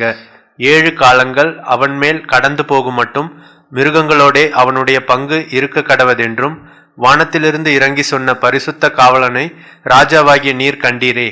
மனுஷரின்று தள்ளப்படுவாய், வெளியின் மிருகங்களோடே சஞ்சரிப்பாய், மாடுகளைப் போல புல்லை மேய்வாய். இப்படியே உன்னதமானவர் மனுஷருடைய ராஜ்யத்திலே ஆளுகை செய்து தமக்கு சித்தமானவருக்கு அதை கொடுக்கிறார் என்பதை நீ அறிந்து கொள்ளும் மட்டும் 7 காலங்கள் உன்மேல் கடந்து போகும் என்று உனக்கு சொல்லப்படுகிறது என்று விளம்பினது. 7 காலங்கள் உன்மேல் கடந்து போகும்னு சொல்லி ராஜா நேபுகாத்நேச்சருக்கு சொல்லப்படுது. இந்த 7 காலங்கள்னா இங்கே இந்த அதிகாரத்தில் எப்படி நம்ம இன்டர்பிரேட் பண்ணுறோம்? இது 7 வருஷம்னு சொல்லி தான் இன்டர்பிரேட் பண்ணுறோம். ஸோ காலம்னா ஒரு வருஷம் அப்படின்னா இதில் ஒரு காலமும் அப்படின்னா ஒரு காலம்னா ஒரு வருஷம். அடுத்து காலங்கள், இது ப்ளூரலில் வந்துருக்குது. காலங்கள்னா டைம்ஸ்னா 2 வருஷம். அடுத்து ஹாஃப் அ டைம், அரை காலம், இது அரை வருஷம். பைபிளில் கேலண்டர் 360 நாள் தான். பைபிள் கேலண்டர் ஓல்ட் டெஸ்டமெண்ட்டில் பார்த்தீங்கன்னா கேலண்டர் எல்லா கேலண்டரும் மூணோட ரொட்டேஷன், லூனார் கேலண்டர்னு சொல்லுவோம். இன்னைக்கு 30 டேஸ் மட்டும்தான், 30 × 12 360 டேஸ். ஸோ காலம் என்றால் ஒரு வருஷம் 12 மாதம் 360 நாள், காலங்கள் 2 வருஷம் 720 நாள், அரைக்காலம் 6 மாதம் 180 நாள். கூட்டி பார்த்தீங்கன்னா 1260 தீர்க்க தரிசன நாட்கள். இதுக்கு சாதாரண நாள் கிடையாது, தீர்க்க தரிசன நாட்கள். தீர்க்க தரிசன நாட்களில் என்ன ஸ்பெஷாலிட்டி இருக்குதுன்னு பார்த்தீங்கன்னா, ஒரு தீர்க்க தரிசன நாள் ஒரு வருடம்னு சொல்லி தான் நம்ம கணக்கெடுக்கணும். இதுக்கு ஆதாரம் எங்கே இருக்குதுன்னா அநேக வசனங்கள் இருக்குது. எசேக்கியேல் 4:6 நான் படிக்கிறேன். நீ இவைகளை நிறைவேற்றின பின்பு மறுபடியும் உன் வலது பக்கமாய் ஒருக்களித்து யூதா வம்சத்தாரின் அக்கிரமத்தை 40 நாள் வரைக்கும் சுமக்க வேண்டும். ஒவ்வொரு வருஷத்துக்கு பதிலாக ஒவ்வொரு நாளை உனக்கு கட்டளையிட்டேன். இதுக்கு பேர் தான் a day for a year principle. ஒவ்வொரு வருஷத்துக்கு பதிலாக ஒரு நாளை உனக்கு கட்டளையிட்டேன்றார். என்ன ஆகமத்திலும் இதே நடக்குது. 40 நாள் போய் அவங்க கானான் தேசத்தை பார்த்துட்டு வராங்க. 40 நாளுக்கு பதிலாக அவங்க எத்தனை நாள் தண்டிக்கப்பட்டாங்க? 40 வருஷம் தண்டிக்கப்பட்டாங்க இல்லையா? என்ன ஆகமும் 14:34 ஆண்டவர் சொல்றாரு, நீங்கள் தேசத்தை சுற்றி பார்த்த 40 நாள் இலக்கத்தின்படியே ஒவ்வொரு நாள் ஒவ்வொரு வருஷமாக நீங்கள் 40 வருஷம் உங்கள் அக்கிரமங்களை சுமந்து என் உடன்படிக்கைக்கு வந்த மாறுதலை உணர்வீர்கள். ஒவ்வொரு நாள் ஒவ்வொரு வருஷமாக, அ டே ஃபார் அ இயர். இன்னும் நிறைய வசனங்கள் இருக்கு. ஆதியாகமம் 5:5 பாருங்க. ஆதாம் உயிரோடு இருந்த நாளெல்லாம் 930 வருஷம் அவன் மரித்தான். நாளெல்லாம் வருஷம். So all the days that Abraham lived were 930 years. Days were years. இல்லைங்களா? ஆதியாகமம் 6:3 கிட்டத்தட்ட இதே மாதிரி தான் ஒரு வசனம் இருக்குது. அப்பொழுது கர்த்தர், என் ஆவி என்றென்றைக்கும் மனுஷனுடைய போராடுவதில்லை, அவன் மாம்சந்தானே, அவன் இருக்க போகிற நாட்கள் 120 வருஷம் என்றார். நாட்கள் இத்தனை வருஷம். நாட்கள் என்றால் வருஷம். ஆதியாகமத்தில் அவ்வளோ வசனங்கள் கொடுத்துருக்கிறார். ஆதியாகமம் 25:7 ஆபிரகாம் உயிரோடு இருந்த ஆயுசு நாட்கள் 175 வருஷம். இத்தனை நாட்கள் இத்தனை வருஷம்னு கொடுத்துருக்கிறார். இதை நீங்கள் முடிஞ்ச வரைக்கும் கிங் ஜேம்ஸ் பைபிளில் பாருங்கள். கிங் ஜேம்ஸ் பைபிளில் தான் கரெக்டான டிரான்ஸ்லேஷன் இருக்குது. And these are the days of the years of Abraham's life. Days of the years அப்படின்னு டிரான்ஸ்லேட் ஆகிருக்குது. இன்னும் நிறைய வசனங்கள் இருக்குது. இங்கே கீழே வந்துட்டு ஒரு லிஸ்ட் போட்டிருக்கிறேன். 1 day ஈக்குவல் டு 1 year அப்படின்ற அந்த பிரின்சிபல். ஒரு தீர்க்க தரிசன நாள் ஒரு வருடம் என்ற அர்த்தம். இப்போ முன்னாடி 1260 நாட்கள்னு பார்த்தோம். இது சாதாரண நாட்கள் கிடையாது, இது வருடங்கள். 1260 வருஷம் இந்த போப் ஆட்சி செஞ்சானான்னு பார்த்தீங்கன்னா, நம்ம ஏற்கனவே பார்த்தோம், ஜஸ்டின் என்ற ராஜாவால் அவனுக்கு 538 அவனுக்கு அதிகாரம் கிடைச்சிது. கிறிஸ்தவர்கள் எல்லாருடைய தலைவன் வந்துட்டு இவன் தான், மற்ற பிஷப்புகள் எல்லாரோட தலைவன் இவன் தான் அப்படின்றத பார்த்தோம். இதிலிருந்து ஆரம்பித்து 538 1798 வரைக்கும் அவனுக்கு ஆட்சி இருந்துச்சு. 1798 வரைக்கும் அது அப்படி என்னது, இப்போ தான் போப் இருக்கிறானே, அந்த வருஷத்துக்கு என்ன முக்கியத்துவம்னு பார்த்தீங்கன்னா, 1798 வரைக்கும் பேப்பல் ஸ்டேட்ஸ் அப்படின்ற ஒரு குரூப் ஆஃப் ஊர்கள் இருந்துச்சு. பேப்பல் ஸ்டேட்ஸ்னு சொல்லுவாங்க. அந்த பேப்பல் ஸ்டேட்ஸ் எல்லாமே இவனோட கையில் இருந்த நிலபலங்கள், அதெல்லாம் வந்துட்டு பல ஊர்கள் சேர்ந்தது தான் பேப்பல் ஸ்டேட்ஸ். அந்த பேப்பல் ஸ்டேட்ஸை நெப்போலியன் ராஜா நீக்கி போட்டான். போப்பா 1798 கைது செஞ்சான். ரோமுக்குள்ளார தன்னோட படைகளை அனுப்பி பர்த்தியர் அப்படின்ற தன்னோட படை தளபதியை, ஜென்ரல் பர்த்தியர்னு சொல்லுவாங்க, ஜென்ரல் பர்த்தியரை அனுப்பி அவன் வந்துட்டு February 10 போப்பை கைது செஞ்சான். கைது செஞ்சு அவன் தன்னோட சிறையில் போட்டுட்டான். சிறையில் போட்டு அடுத்த வருஷமே அந்தி கிறிஸ்து போப்பு இறந்து போயிட்டான். அதுக்கப்புறம் இன்னொரு போப்பை அவங்க தேர்ந்தெடுத்துட்டாங்க. ஆனால் அவனோட ஆட்சி போயிடுச்சு. அவனோட அதிகாரம், ஆட்சி, பேப்பல் ஸ்டேட்ஸ் இதெல்லாம் பிடுங்கப்பட்ட அந்த வருஷம் பார்த்திங்கன்னா 1798. இதை நம்ம இன்னும் டீட்டெயிலாக வேற ஒரு டாப்பிக்லையும் பார்ப்போம். ஸோ ஜஸ்டீனியன் ராஜா அவன் அரசாணை போட்ட அந்த ஒரு வருஷம் முதல் கொண்டு 538 பைபிள் தீர்க்க தரிசனம் பார்த்தீங்களா எவ்வளோ அக்யூரேட்டாக, எவ்வளோ பர்ஃபெக்டாக, எவ்வளோ ப்ரிசைஸாக நிறைவேறுதுன்னு. ஆண்டவர் இயேசுவே சொல்லியிருக்கிறார், வானமும் பூமியும் ஒளிந்து போகும், என்னுடைய வார்த்தைகள் வந்துட்டு ஒழியாதுன்னு சொல்லியிருக்கிறார். ஒரு சின்ன புள்ளியோ ஒரு சின்ன எழுத்தோ எதுவுமே வந்துட்டு மாறாது. நீங்கள் வசனத்தை வந்துட்டு படித்து பார்த்துட்டு அடுத்து வெளிப்படுத்தின விசேஷமோ தானியெல்லாம் படித்து பார்த்துட்டு வரலாறில் போய் பார்த்தீங்கன்னா அப்படியே வரலாறில் எல்லாமே நிகழ்ந்திருக்கும். ஸோ இந்த ஒரு அடையாளமும் போப்புக்கு தான் ஒத்து போகுது. இதுலேருந்து நமக்கு என்ன தெரியுது, சின்ன கொம்பு அப்படின்ற இந்த அந்தி கிறிஸ்து வேற யாரும் கிடையாது, போப்போட ஆட்சியும் தான். இன்றைக்கி போப்போட ஆட்சிக்கு பேர் வத்திக்கான் நகரம்னு நம்ம சொல்கிறோம், வேட்டிக்கன் சிட்டின்னு சொல்கிறோம். பட் பழைய காலத்தில் பேப்பசின்னு அதை சொல்லுவாங்க. பேப்பசி அது கிட்டத்தட்ட 1500 வருஷமாக பேப்பசின்னு தான் வந்து சொல்லுவாங்க. இப்போ லாஸ்ட் ஒரு கிட்டத்தட்ட ஒரு 100 வருஷம் 1929 அந்த லேட்ரன் ட்ரீட்டி அப்படின்னு சொல்லி ஒன்று போட்டாங்க. February 11 1929 லேட்ரன் ட்ரீட்டின்னு ஒன்று போட்டாங்க.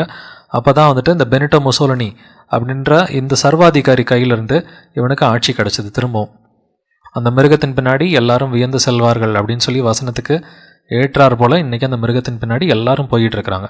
So பேப்பசி Vatican city is the little horn Antichrist. அவனே அந்த ஹார்ன் சிம்பிளை காமிக்கிறான், பார்த்தீங்களா, கொம்பு சிம்பிளை காமிக்கிறான். நான் தான் வந்துட்டு சின்ன கொம்புன்னு சொல்லி அவனே சொல்கிறான். மக்கள் தான் புரிஞ்சுக்க மாட்டேன்றாங்க. இந்த ஒரு அதிகாரம் மட்டும் கிடையாது. 2 தெசலோனிக்கேயர் 2வது அதிகாரம், வெளிப்படுத்தல் விசேஷம் 13வது அதிகாரம், வெளிப்படுத்தல் 17, வெளிப்படுத்தல் 18, இவ்வளவு அதிகாரங்களில் இருக்கிற இந்த அந்தி கிறிஸ்து போப்பு தான் அப்படின்றத நம்ம ஆவியானவர் வெளிப்படுத்தியிருக்கிறார். ஆவியானவர் துணையோட நம்ம இது எல்லாத்தையும் நம்ம எடுத்துக்கொண்டு போக போகிறோம். பட் இதில் பார்த்தா அந்த 10 அடையாளங்கள் இட்ஸ் ஹேண்ட் அண்ட் க்ளவ் ஃபிட்னு சொல்லுவோம். நல்லா வந்துட்டு அழகாக பொருந்தி இருக்குது. இந்த 10 அடையாளங்களும் 10 அடையாளங்கள் மட்டும் கிடையாது, 50க்கும் மேலே அடையாளங்கள் வந்துட்டு ஏசப்பா கொடுத்துருக்கிறார். 50க்கும் மேலே அடையாளங்கள் வந்துட்டு இருக்குது. அந்தி கிறிஸ்துன்னு சொல்லி பைபிளில் எந்த வசனம் இருந்தாலும் அது போப்புதான்னு சொல்லி நம்மளால் ப்ரூவ் பண்ணக்கூடிய அளவுக்கு வந்துட்டு ஆவியானவர் வந்துட்டு கிரேஸ் கொடுத்துருக்கிறாரு. ஆவியானவர் அவ்வளோ ப்ரூஃப் கொடுத்துருக்கிறாரு. கொஞ்சம் கூட சந்தேகம் இல்லாமல் போப்பு தான் அந்தி கிறிஸ்துன்னு சொல்லி நம்மளால் சொல்ல முடியும். ஸோ இதோட நமக்கு முதல் டாபிக் முடிஞ்சிருச்சு. அடுத்த 2வது டாப்பிக்கை நம்ம போகலாம்.